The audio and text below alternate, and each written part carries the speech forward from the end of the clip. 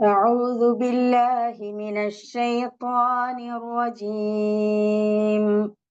بسم الله الرحمن الرحيم.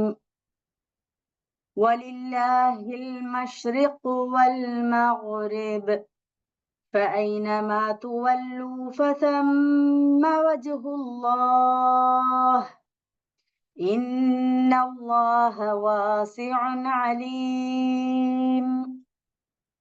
وقالوا اتخذ الله ولدا سبحانه بل له ما في السماوات والأرض كل له قانتون.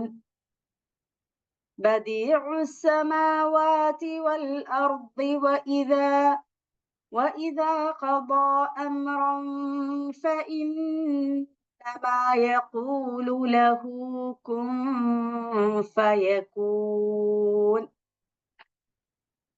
കിഴക്കും പടിഞ്ഞാറുമെല്ലാം അള്ളാഹുവിൻ്റെതാകുന്നു. നിങ്ങൾ എങ്ങോട്ട് തിരിഞ്ഞാലും അവിടെയെല്ലാം അള്ളാഹുവിന്റെ മുഖമുണ്ട്. അള്ളാഹു അതിവിശാലനും സർവജ്ഞനുമത്രേ. അവർ പറയുന്നു, അള്ളാഹു ആരെയോ പുത്രനായി സ്വീകരിച്ചിരിക്കുന്നു. അത്തരം വിഷയങ്ങളിൽ നിന്നെല്ലാം അവൻ പരിശുദ്ധനത്രേ. മാത്രമല്ല, ആകാശഭൂമികളിലുള്ള സകലതും അവന്റെ അധീനത്തിലാകുന്നു. എല്ലാം അവനെ വണങ്ങുന്നവ മാത്രം. അവൻ ആകാശഭൂമികളെ മൗലികമായി ആവിഷ്കരിച്ചവനാകുന്നു.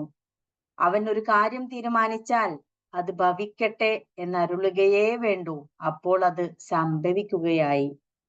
ബിസ്മില്ലാഹിർ റഹ്മാനിർ റഹീം. അൽഹംദുലില്ലാഹി റബ്ബിൽ ആലമീൻ വസ്സലാത്തു വസ്സലാമു അലാ റസൂലിൽ അമീൻ വഅലാ ആലിഹി വസ്ഹാബിഹി അജ്മഈൻ. അമ്മാ ബഅദ്. റബ്ബി ഇശ്റഹ് ലി സദ്രി വയസ്സിർ ലി അംരി വഹ്ലുൽ ഉഖ്ദതം മിൻ ലിസാനി യഫ്ഖഹു ഖൗലി. സഹോദരിമാരെ, അസ്സലാമു അലൈക്കും വറഹ്മത്തുള്ളാഹി വബറകാതുഹു.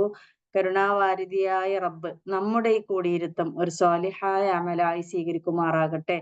പഠിക്കുന്ന കാര്യങ്ങൾ ജീവിതത്തിൽ പകർത്തി പരലോക വിജയം കരസ്ഥമാക്കുന്ന ഭാഗ്യവാന്മാരിൽ അള്ളാഹു നമ്മെ ഉൾപ്പെടുത്തി അനുഗ്രഹിക്കുമാറാകട്ടെ.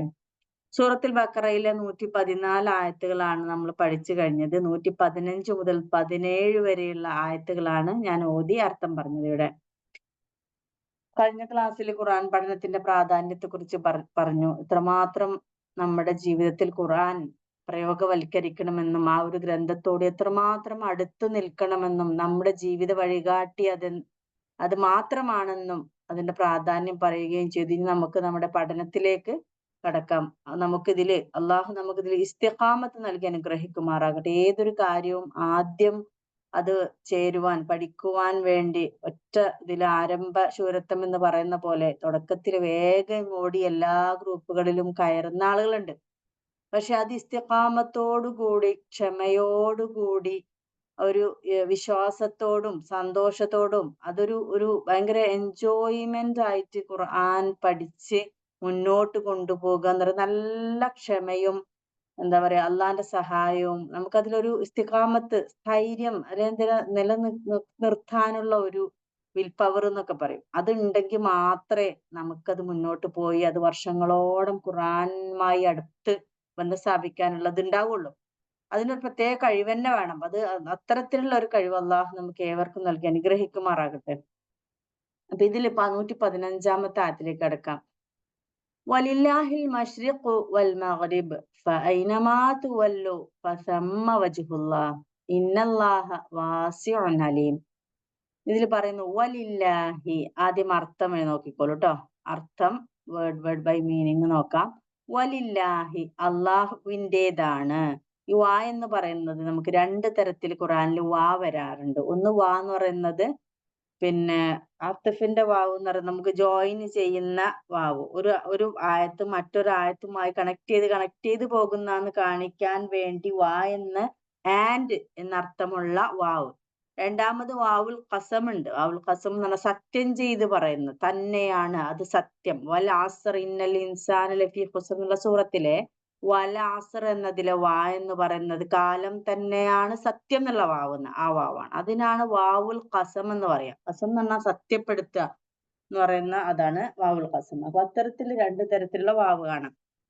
അപ്പൊ ഇവിടെ അള്ളാഹുവിൻ്റെതാണ് വാ എന്ന് പറയുന്നത് ഇവിടെ പിന്നെ നമ്മള് കഴിഞ്ഞ ആയത്തുമായി കണക്ട് ചെയ്യാനുള്ള വാവാണ്. അപ്പൊ ലില്ലാഹി, ലില്ലാഹി എന്ന് പറയുന്നത് എന്താണ്? അള്ളാഹുവിനുണ്ട്. ലി എന്ന് പറഞ്ഞാൽ വേണ്ടി, ഫോർ അല്ലെങ്കിൽ ടു എന്നൊക്കെയാണ് അർത്ഥം.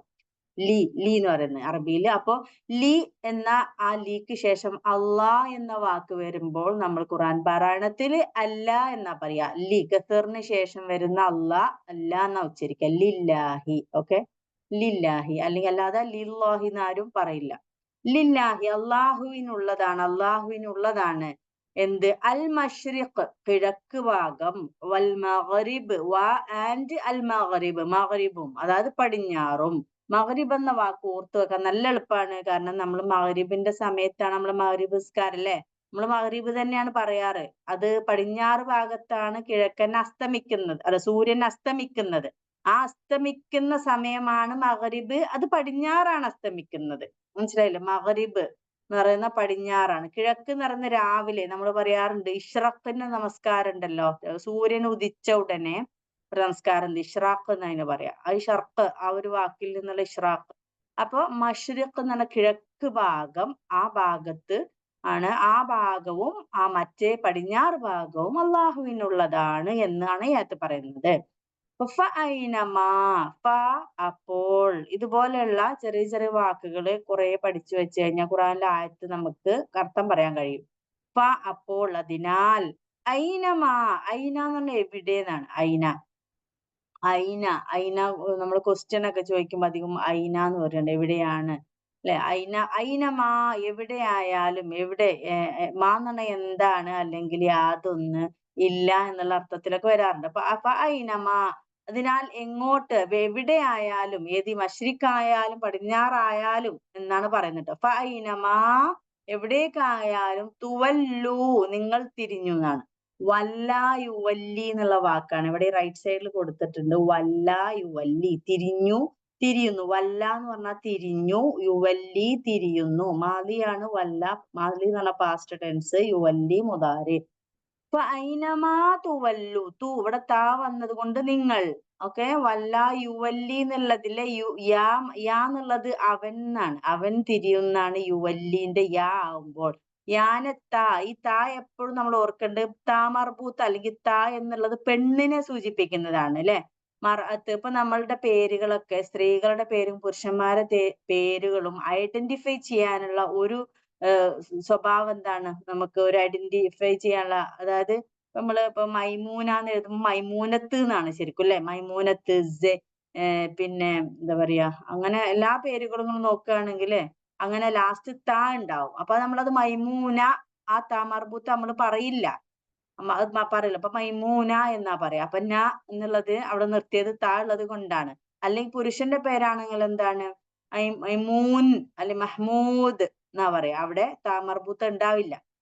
പൊതുവെ സ്ത്രീലിംഗം സൂചിപ്പിക്കുന്ന ആളാണ് ഈ താ, താ എന്നുള്ളത്. അപ്പൊ ഇവിടെ ഇവിടെയുള്ള താ എന്ന് പറയുന്നത്, ഇവിടെയുള്ള താ നീ, നിങ്ങൾ എന്നുള്ളതാണ്. പക്ഷെ പൊതുവെ ഈ മറ്റേ ഗേൾസിനെയൊക്കെ സൂചിപ്പിക്കാൻ സ്ത്രീലിംഗത്തിന് തെഫാലു എന്നൊക്കെ പറയുമ്പോൾ സ്ത്രീലിംഗം സൂചിപ്പിക്കാനും താഴാണ് ഉപയോഗിക്കുന്നത്. ഇവിടെ ഉള്ളത് നിങ്ങൾ എന്നുള്ളതാണ്. നിങ്ങൾ തിരിഞ്ഞാലും, ഫൈനമാ തുവല്ലു, നിങ്ങൾ തിരിഞ്ഞാലും, ഫ അപ്പോൾ, തമ്മ അവിടെയുണ്ട്, ഫ അതിനാൽ.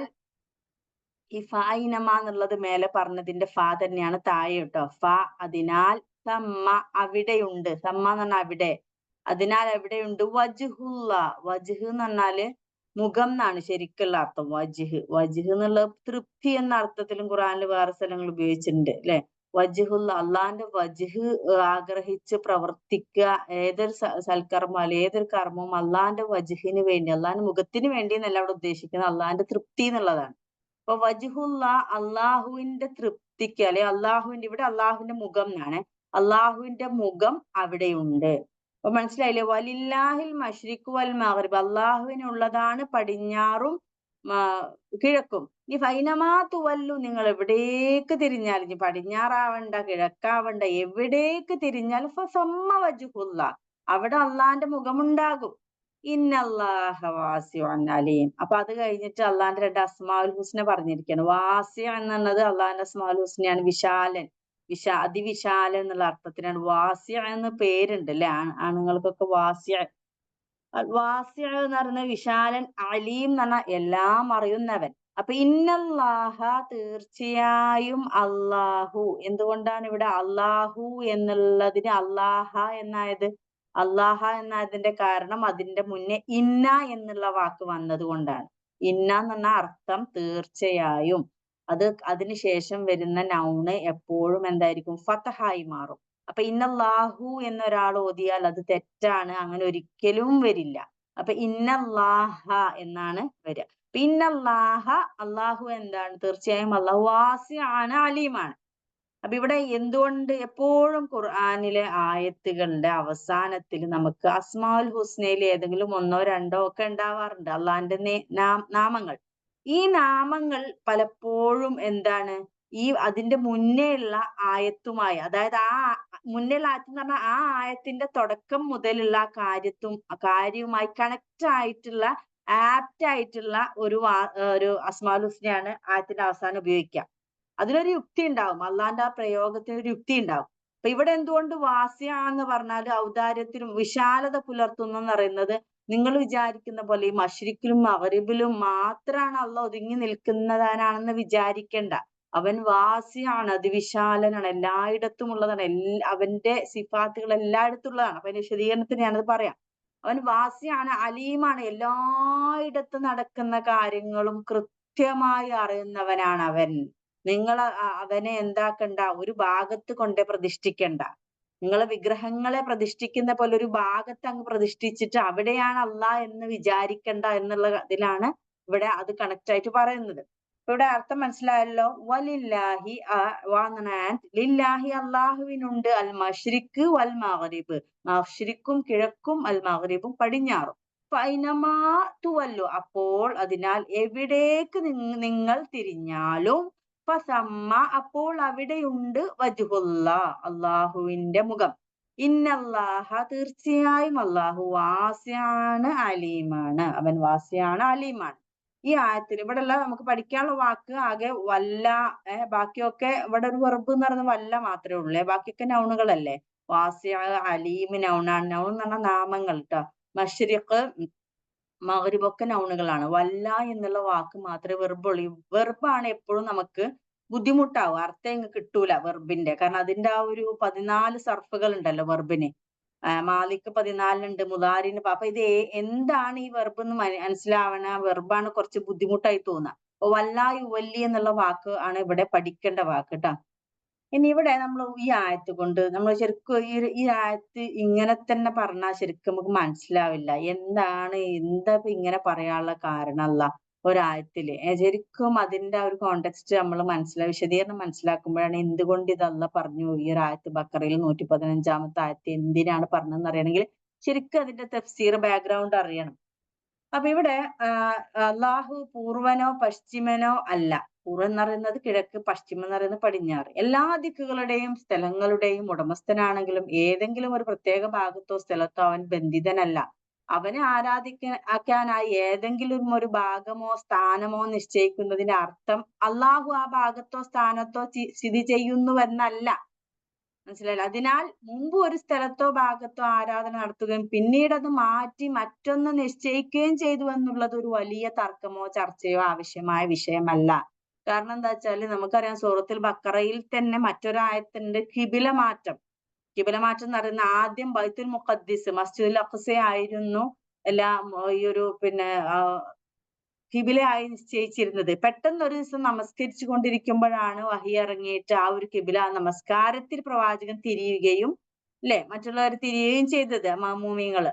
അപ്പോ ഇവിടെ ആ ആയത്തുമായും കൂടി ഇത് കണക്റ്റഡ് തന്നെയാണ്. കാരണം എന്താ വെച്ചാൽ അള്ളാഹ് ഒരു പ്രത്യേക സ്ഥാനം, ഇപ്പൊ ഒരു കഅബ അല്ലെങ്കിൽ ബൈത്തുൽ മുഖദ്ദിസ് അള്ളാഹു നിശ്ചയിച്ചു എന്നുള്ളത് ശരിയാണ്. പക്ഷെ അത് ആ ഒരു ഭാഗം നിശ്ചയിക്കുന്നത് ഒരിക്കലും എന്തുകൊണ്ടല്ല, അവിടെ അള്ളാഹ് ഉണ്ട്, അവിടെ മാത്രാണ് അള്ളാഹ് എന്ന് വിചാരിച്ചിട്ടല്ല ഒരു ഭാഗത്തെ അള്ളാഹ് നമുക്ക് നിശ്ചയിച്ച് തരുന്നത് എന്നാണ് ഈ ആയത്തിലൂടെ പറയുന്നത്. മനസ്സിലായില്ലേ?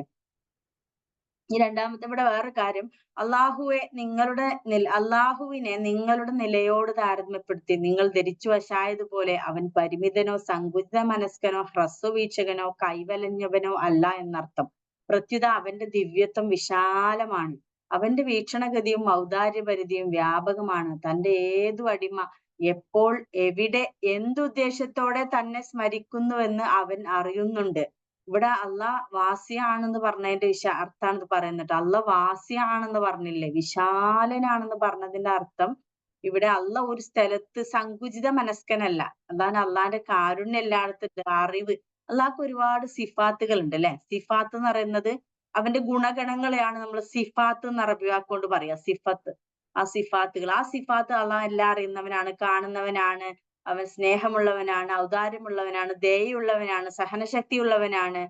അങ്ങനെ എല്ലാത്തിനെയും അടക്കി അങ്ങനെ കുറേ സിഫാത്തുകൾ. അപ്പൊ അള്ളാന്റെ ഈ സിഫാത്തുകൾ എന്ന് പറഞ്ഞ ഭൂമി മുഴുവൻ, പ്രപഞ്ചം മുഴുവൻ മുഴുവൻ വിശാലമായി കിടക്കുന്ന വാസിയാണ് അവൻ. എല്ലാ തരത്തിലും വാസിയാണ്. അപ്പൊ ഈ വാസി ആയതുകൊണ്ട് തന്നെ നമ്മള് തന്റെ അടിമ ഏതൊരു മുക്കുമൂലയിൽ നിന്ന് കൂരാകൂരി ഇരുട്ടത്ത് നിന്നാണെങ്കിൽ പോലും ഒരു റൂമിന്റെ ഒരു ഉള്ളിൽ ആരുമില്ലാത്ത സ്ഥലത്ത്, ഇപ്പൊ നമുക്കറിയാം ഈ പിന്നെ തുർക്കിയിലൊക്കെ ഭൂകമ്പമൊക്കെ ഉണ്ടായിട്ട്, അല്ലെങ്കിൽ ഗസയിലൊക്കെ നടക്കുന്ന ഈ മണ്ണിന്റെ ബിൽഡിങ്ങിന്റെ അടിയിന്റെ ഉള്ളിന്ന് ആളുകളെ കിട്ടുന്ന 3-4 ദിവസം. അപ്പൊ അതിന്റെ ഉള്ളിൽ നിന്ന് ആ മനുഷ്യന് അല്ലെങ്കിൽ ഒരു കുഞ്ഞൊക്കെ വേദനയോടെ പ്രാർത്ഥിക്കുന്നത് പോലും ആ അള്ളാഹ് അറിയുന്നുണ്ട്. എവിടെ ഏതുള്ളിൽ ആരാരുമില്ലാത്തൊരു സ്ഥലത്താണെങ്കിലും അള്ളാഹ് അറിയുന്നുണ്ട് ആ മനുഷ്യന്റെ ഹൃദയം. എപ്പോൾ എവിടെ എന്ത് ഉദ്ദേശത്തോടെ അള്ളാഹ് തന്നെ ഓർക്കുന്നു എന്ന് അള്ളാഹു അറിയുന്നുണ്ട് എന്നാ പറഞ്ഞു വന്നത്. പിന്നെ വേറൊരു ആയത്തിൽ പറയുന്നുണ്ട്, ആകാശഭൂമികളുടെ സകല സംഗതികളും അള്ളാഹു അറിയുന്നു എന്ന് നിങ്ങൾ അറിയുന്നില്ലേ? ഒരിക്കലും 3 പേർ തമ്മിൽ രഹസ്യ സംഭാഷണം നടക്കുന്നില്ല അവരിൽ നാലാമനായി അള്ളാഹു ഇല്ലാതെ. മനസ്സിലായില്ലേ? നമ്മൾ ഒരിക്കലും വിചാരിക്കണ്ട ഞാൻ ഒരാളെ ചെവിയിൽ പോയി ആരും കേൾക്കാത്ത മെല്ലെ ഇറുക്കി സംസാരിച്ചിട്ട് കുശുകുശു പറഞ്ഞിട്ട് ആരും അറിഞ്ഞില്ല, അവൻ മാത്രമേ അറിഞ്ഞുള്ളൂ എന്ന് ആരും വിചാരിക്കണ്ട. അവിടെ മൂന്നാമനായി അള്ളാഹു ഉണ്ട്.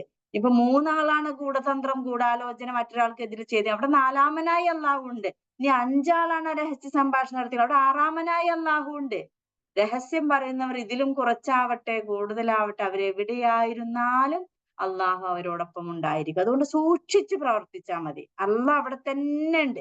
അള്ളാഹ് ഒരു സ്ഥലത്ത് പരിമിതനല്ല എന്നാ പറഞ്ഞു വരുന്നത്, വേറൊരു പ്രത്യേക സ്ഥലത്ത്. മനുഷ്യനെ സൃഷ്ടിച്ചത് നാം ആകുന്നു. അവന്റെ മനസ്സിലുണരുന്ന തോന്നലുകൾ വരെ നാം അറിയുന്നു. അവന്റെ കണ്ടനാടിയേക്കാൾ അവനോട് അടുത്തവൻ എത്രയും നാം. ഇതൊക്കെ ഇത്തരത്തിലുള്ള വാക്കുകൾ ഉണ്ടല്ലോ ഖുർആനിലെ. അള്ളാഹു അവന്റെ മനസ്സിൽ ഉണരുന്ന തോന്നലുകൾ വരെ അള്ളാഹു അറിയുന്നു. അതെന്തൊരു സമാധാനാണെന്നറിയോ സത്യവിശ്വാസിക്ക്, ശരിയായ വിശ്വാസിക്ക്, അള്ളാഹിനെ പേടിച്ച് ജീവിക്കുന്ന വിശ്വാസിക്ക് ശരിക്കും സമാധാനം തരുന്ന വാക്കാണിത്. എന്തുകൊണ്ടാന്ന് വെച്ചാല് ആ മനുഷ്യന്റെ ഓരോ പ്രവർത്തനത്തിലെയും നിഷ്കളങ്കത ഉണ്ടാവും. നിഷ്കളങ്കത എന്ന് പറഞ്ഞാൽ അള്ളാഹ്ക്ക് വേണ്ടി ചെയ്ത ഒരുപാട് സേവനങ്ങളും സൽക്കർമ്മങ്ങളും, പിന്നെ മറ്റുള്ളവർക്ക് വേണ്ടി കുറേ ത്യാഗം സഹിച്ചതും ബുദ്ധിമുട്ടിയതും ഒന്നും ഒരു പടപ്പുകളും അതിന്റെ പൂർണ്ണതയോടെ അംഗീകരിക്കില്ല. മനസ്സിലായില്ലേ? നമ്മളത് പ്രത്യേകം ശ്രദ്ധിക്കണം. നമ്മളെ വീടുകളിലും നമ്മളുടെ പ്രയാസങ്ങളും നമ്മൾ എത്ര കഷ്ടപ്പെട്ട, ചില ആളുകൾ പറഞ്ഞ എത്ര കഷ്ടപ്പെട്ടാ ഞാനത് ചെയ്തത് എന്നിട്ട് അവൻ അങ്ങനെ പറഞ്ഞല്ലോ എന്നാ പറയാ. ആ മനുഷ്യനെ അങ്ങനെ ആ ആ മനുഷ്യനെ പറഞ്ഞിട്ട് കാര്യമില്ല. കാരണം ആ മറ്റേ മനുഷ്യന് ഒരിക്കലും അള്ളാഹു അറിയുന്നത് പോലെ നമ്മളെ ഹൃദയത്തിലെ വേദനയൊന്നും അറിയുന്നില്ല. നമ്മൾ എത്ര കഷ്ടപ്പെട്ട് ആത്മാർത്ഥതയോട് കൂടിയാണ് അത് ആ ഒരു പ്രവർത്തനം അവർക്ക് വേണ്ടി ചെയ്തതെന്ന് അവൻ അറിയുന്നില്ല. അവനക്ക് അറിയാനുള്ള കഴിവ് അള്ളാഹ് കൊടുത്തിട്ടില്ല. അപ്പൊ അള്ളാഹ് അത് അറിയുന്നുണ്ട് എന്നുള്ളത് ഈ ശരിയായ സത്യവിശ്വാസിക്കും പരലോക നന്മ, പരലോക പ്രതിഫലം ആഗ്രഹിച്ച് ജീവിക്കുന്ന ആളുകൾക്കും നല്ല സമാധാനം സന്തോഷവും തരുന്ന വാക്കുകളാണ്. കാരണം അള്ളാഹ് അറിഞ്ഞിട്ടുണ്ടല്ലോ ഞാൻ ചെയ്തത്, എന്റെ വേദനകളും ഞാൻ എത്ര ത്യാഗം സഹിച്ചിട്ടാണ് അവനാണ് ആ കർമ്മം ചെയ്തിട്ട് അവൻ ഇങ്ങനെ പറഞ്ഞല്ലോ എന്ന് ഒരിക്കലും വിഷമിക്കേണ്ടതില്ല. എന്തിന്? അവന്റെ വാക്കിനല്ലല്ലോ നമ്മൾ പ്രവർത്തിച്ചത്. അവന്റെ നല്ല വാക്കിനാണ് നമ്മൾ പ്രവർത്തിച്ചതെങ്കിൽ നമ്മൾ സങ്കടപ്പെടണം. നേരെ മറിച്ച് അവന്റെ ഒരു നല്ല വാക്കിനല്ല നമ്മൾ പ്രവർത്തിച്ചെങ്കിൽ എന്തിനാണ് സങ്കടപ്പെടുന്നത്? നമ്മൾ അത് ആഗ്രഹിച്ചിട്ടുമില്ല. അത് കിട്ടിയാലും കിട്ടിയില്ലെങ്കിൽ നമുക്ക് പ്രശ്നമല്ല. അതാണ് അവിടെ. അപ്പൊ ഇതൊക്കെ തന്നെ ഈ ആയത്തുകളിലൊക്കെ ഒരുപാട് അർത്ഥമുള്ള നല്ല നല്ല ആയത്തുകളാണ് ഇതൊക്കെ.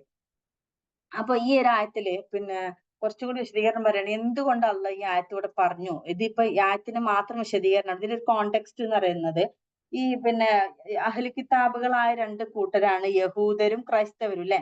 അവര് പലപ്പോഴും പരസ്പരം പള്ളികൾ തകർക്കാനും ആരാധന വിലക്കാനും ഇടയാക്കിയ തർക്കത്തെയാണ് ഈ ആയത്തിൽ സൂചിപ്പിക്കുന്നത്. അതായത് അവര് പ്രവാചകന്റെ കാലത്തേക്ക് അവരെപ്പോഴും ഇങ്ങനെ പിന്നെ ഈ ആരാധനാലയങ്ങൾ അങ്ങോട്ടും ഇങ്ങോട്ടും വിലക്കും. ഇങ്ങോട്ട് കയറരുത്, നീ എന്റെ പള്ളി കയറരുത്, അവിടെ കയറരുത്, അരുത് അരുത് കൊണ്ട് ഈ ആരാധനാലയങ്ങൾ ഇങ്ങനെ തടയുന്നവരായിരുന്നു. അപ്പൊ അവർ തമ്മിലുള്ള തർക്കത്തെ പറ്റിയുള്ള ഒരു സൂചനയാണ് ഈ ആയത്തിൽ നൽകുന്നത്. അതായത് യഹൂദരുടെയും ക്രിസ്ത്യാനികളുടെയും കിബില ബൈത്തുൽ മുഖദ്ദിസ് ആയിരുന്നു. മസ്ജിദുൽ അഖ്സ. അപ്പൊ ക്രിസ്ത്യാനികൾ എന്താക്കിയിരുന്നു? ബൈത്തുൽ മുഖദ്ദസിന്റെ കിഴക്കു ഭാഗത്തെയാണ് കിബിലയായി സ്വീകരിച്ചിരുന്നത്. കിഴക്ക് ഭാഗത്ത്. എന്തുകൊണ്ട് അവർ കിഴക്ക് ഭാഗത്ത് സ്വീകരിച്ചെന്നറിയോ ക്രിസ്ത്യാനികള്? നമ്മുടെ മറിയം ബീവി ഭജനമിരുന്ന ഒരിടം ഉണ്ടായിരുന്നല്ലോ. അത് വേറെ സൂറത്ത് മറിയമിൽ പറയുന്നുണ്ട്. മറിയമിനെ അനുസ്മരിക്കുക, അവൾ തന്റെ സ്വന്തക്കാരിൽ നകന്ന് കിഴക്കു വശത്തായി ഭജനമിരുന്നു. അതായത് ബൈത്തുൽ മുഖദ്ദിസിന്റെ കിഴക്കു വശത്താണ് ഈ മറിയം ബീവി ഭജനമിരുന്നിട്ട് അന്നാണ് മലക്ക് വരലും ജിബ്രീൽ വരലും നമ്മുടെ എന്താ പറയാ റൂഹൂദലും ഒക്കെ ആ സംഭവങ്ങളൊക്കെ ഉണ്ടായത്. അതുകൊണ്ട് തന്നെ പിന്നെ ഈ ക്രിസ്ത്യാനികള് കിഴക്ക് വശത്തെ അവരുടെ കിബിലയായി സ്വീകരിച്ചു. എന്നാൽ യഹൂദന്മാരാണെങ്കിലോ പടിഞ്ഞാറ് ഭാഗത്തെയാണ് കിബിലയാക്കിയത്. കാരണം പിന്നെ അതുപോലെ ഈ ബൈത്തുൽ മുഖദ്ദസിന്റെ കിഴക്ക് ഭാഗം സ്ത്രീകൾക്കായി നീക്കി വെച്ചതാണ്. അതും ഈ മറിയം ബീവിന്റെ ഭജനമിരിക്കലുമായി ബന്ധപ്പെട്ട് തന്നെയാണ്. അപ്പൊ ഈ ഒരു യഹൂദന്മാര് പടിഞ്ഞാറ് ഭാഗത്ത്, അപ്പൊ ഈ ഒരു വിഷയം കിഴക്കും പടിഞ്ഞാറും, ഒരാളത് കിഴക്കും ഒരാളത് പടിഞ്ഞാറ്, ഈ ഒരു വിഷയം നീണ്ട തർക്കങ്ങൾക്കും മസ്ജിദിനകത്തും പുറത്തും രൂക്ഷമായ സംഘടനകൾക്കും കാരണമായിട്ടുണ്ടായിരുന്നു. മനസ്സിലായില്ലേ ഈ ആയത്ത് എന്താണ് വരാൻ കാരണം? അള്ളാന്റെ മുന്നിൽ മഗ്‌രിബും മശ്രിക്കും അല്ല വലിയ വിഷയം എന്നാണ് ഇവിടെ പറഞ്ഞു വരുന്നത്. അവര് തമ്മിൽ അടികൂടിയിരുന്ന ഒരു വിഷയം മഗ്‌രിബും മശ്രിക്കും, പടിഞ്ഞാറാണോ ഇതാണോ ശരിക്കുള്ള കിബില എന്നൊക്കെ പറഞ്ഞിട്ടായിരുന്നു അവരുടെ രക്തച്ചൊരിച്ചിൽ. അപ്പൊ ഈ തർക്കം തന്നെ തികച്ചും അർത്ഥശൂന്യമാണെന്നാണ് ഖുർആൻ ഈ ആയത്തിലൂടെ പറയുന്നത്. കിഴക്കും പടിഞ്ഞാറും ഒക്കെ അള്ളാന്റെ തന്നെയാണ്. നിങ്ങൾ അള്ളാഹിനെയാണ് ആരാധിക്കുന്നത്, കിഴക്കും പടിഞ്ഞാറിലും മാത്രം പോയി നിൽക്കണ്ട. അതൊക്കെ എല്ലാം അള്ളാഹുവിന്റെ തന്നെയാണ്. കിഴക്കും അള്ളാഹുവിന്റെ തന്നെയാണ്, പടിഞ്ഞാറും അള്ളാഹുവിന്റേതാണ്. മനുഷ്യൻ അള്ളാഹുവിനെ തേടിക്കൊണ്ട് ഏത് ദിക്കിലേക്ക് തിരിഞ്ഞാലും അവൻ തിരിഞ്ഞത് അള്ളാഹുവിന് നേരെ തന്നെയാണ്. അതുകൊണ്ട് കിബിലയുടെ ദിക്കിനെ ചൊല്ലിയുള്ള യഹൂദരും ക്രിസ്ത്യനും പരസ്പരം തർക്കിച്ചു തലകീറുകയും ആരാധനാലയങ്ങളെ അവമതിക്കുകയും ചെയ്യുന്നുവെങ്കിൽ അത് അവരുടെ അവിവേകവും മൂഢതയുമാണ്. ദിക്കുകളിൽ ഏതെങ്കിലും ഒന്നിന് അള്ളാഹു പ്രത്യേക മഹത്വമോ പുണ്യമോ കൽപ്പിച്ചിട്ടില്ല. അവൻ ബൈത്തുൽ മുഖദ്ദസ് കിബിലയായി നിശ്ചയിച്ചു. അതിന്റെ ഏത് വശത്തെ കിബിലയാക്കിയാലും ബൈത്തുൽ മുഖദ്ദസിലേക്കും അതുവഴി അള്ളാഹുവിലേക്കും തിരിഞ്ഞവനാകുന്നു. ഈ വിഷയത്തിന്റെ വേറൊരു ആയത്തും കൂടി ബക്കറയിൽ വരുന്നുണ്ട്. മനസ്സിലായില്ലേ? ബൈത്തുൽ മുഖദ്ദസ് ആണ് കിബില. പക്ഷെ അതിന്റെ പടിഞ്ഞാറും കിഴക്കും തമ്മിൽ നിങ്ങൾ തല്ലുകൂടേണ്ട ഒരു ആവശ്യവും ഇല്ല. അത് എവിടെയായിരുന്നാലും അള്ളാഹു ആ ബൈത്തുൽ മുഖദ്ദസ് മാത്രമാക്കി എന്നാണ് ഇവിടെ പറഞ്ഞു വരുന്നത്. ഇനി അടുത്ത ആയത്തിലേക്ക് എടുക്കാം. അപ്പൊ ഈ ആയത്ത് മനസ്സിലായി എന്ന് വിചാരിക്കുന്നു. വലില്ലാഹിൽ മശ്രിഖ് വൽ മഗ്രിബ്, എന്തുകൊണ്ടാണ് അള്ളാഹ് അത് പറഞ്ഞത് എന്നുള്ളതിന്റെ കോണ്ടെക്സ്റ്റ് ഞാൻ പറഞ്ഞു. ഇനി ഫൈനമാ തുവല്ലു, ഇനി എവിടേക്ക് നിങ്ങൾ തിരിഞ്ഞാലും അള്ളാഹ് അവിടെയുണ്ട്, അള്ളാഹിന്റെ മുഖം അവിടെയുണ്ട്. ഫസമ്മ വജുഹുല്ല, ഇന്നല്ലാഹ, തീർച്ചയായും അള്ളാഹു വാസിയാണ് അലീമാണ്. ഈ വാസിന്റെ അർത്ഥം ഞാൻ പറഞ്ഞു, ഒരുപാട് അർത്ഥങ്ങളുണ്ട്. നമുക്ക് സമാധാനം തരുന്ന വാക്കുകൾ വാസിയയിലുണ്ട്, അൽ അലീമിലുണ്ട്. ഇനി അടുത്ത ആയത്ത് വഖാലു, അവർ പറയുന്നു. അതായത് ഇപ്പൊ മുന്നത്തെ ആയത്ത് പറഞ്ഞ ആരെ കുറിച്ചായിരുന്നു? ക്രിസ്ത്യാനികളും യഹൂദരെ കുറിച്ചാണ് പറഞ്ഞിരുന്നത് കേട്ടോ. വഖാലു എന്ന് പറയുന്ന അവരെ കുറിച്ച് തന്നെയാണ് പറയുന്നത്. അവർ പറഞ്ഞു. വ ആൻഡ് ഖാലു, അവർ പറഞ്ഞു. എന്താണ് അവർ പറഞ്ഞത്? ഇത്തഹദ, ഇത്തഹദ എന്ന് പറഞ്ഞ ഈ ആയത്തിന്റെ അർത്ഥം, ഇത്തഹദ എന്ന് പറഞ്ഞാൽ സ്വീകരിച്ചു അല്ലെങ്കിൽ വരിച്ചു എന്നൊക്കെ അർത്ഥം. ഇത്തഹദ അത് വെർബാണ് അല്ലെ? വെർബും നൗണും വ്യത്യാസം അറിയാലോ. ഇത്തഹദ വരിച്ചു. ഇത്തഹദ എന്നുള്ള വാക്കിന്റെ മുളാരി ഇത്തഹദ യത്തഹിദു, എടുത്തു അല്ലെങ്കിൽ സ്വീകരിച്ചു അല്ലെങ്കിൽ വരിച്ചു എന്നൊക്കെ പറയും. ഇത്തഹദ യത്തഹിദു. ഇത്തഹദ വഖാലു, അവർ പറഞ്ഞു. ഇത്തഹദ സ്വീകരിച്ചു. ആര്? അള്ളാഹു. അള്ളാഹു സ്വീകരിച്ചു വലദൻ, ഒരു കുട്ടിയെ. വലത് എന്ന് പറഞ്ഞാൽ ആൺകുട്ടിക്ക് പറയാറില്ല, ബോയ്, വലത്. ഒരു പുത്രൻ എന്നുള്ള അർത്ഥത്തിലാണ് പറയുന്നത്. വലദിനെ സ്വീകരിച്ചു.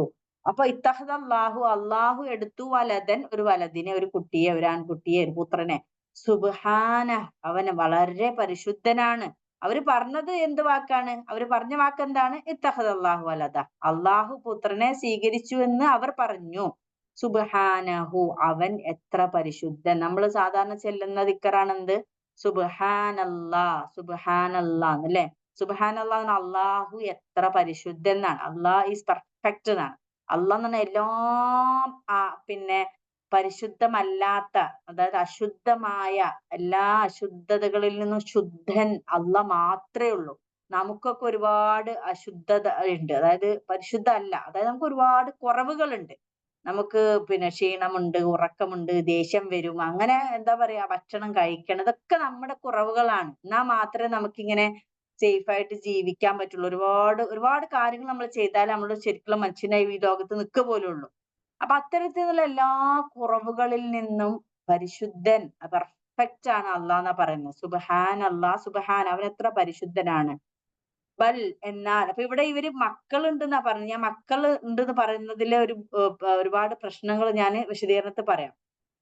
ബൽ ലഹു, ബൽ, എന്നാൽ, ലഹു, അവനുണ്ട്, ഹു എന്ന് പറഞ്ഞാൽ അവൻ, ഹിം എന്നുള്ളതാണ്, ഫോർ ഹിം എന്നാണ്. ലഹു, ലഹു, അവനുണ്ട്, എന്തുണ്ട്, മാ, എന്താണോ, ഫിസ്സമാവാത്ത്, ആകാശങ്ങളിലുള്ളത്, ഫി എന്ന് പറഞ്ഞാൽ ഇൽ, ഫി എന്ന് പറഞ്ഞാൽ ഇൽ, ഇൽ, സമാവാത്ത് എന്ന് പറയുന്നത് ആകാശങ്ങൾ, ആകാശങ്ങൾ, ഓക്കെ, ആകാശങ്ങൾ. ആകാശം എന്നുള്ളതിന് എന്താണ്, സമാ എന്നാണ് ട്ടോ, സമാ, സമാഇന്റെ പ്ലൂരലാണ് സമാവാത്ത്.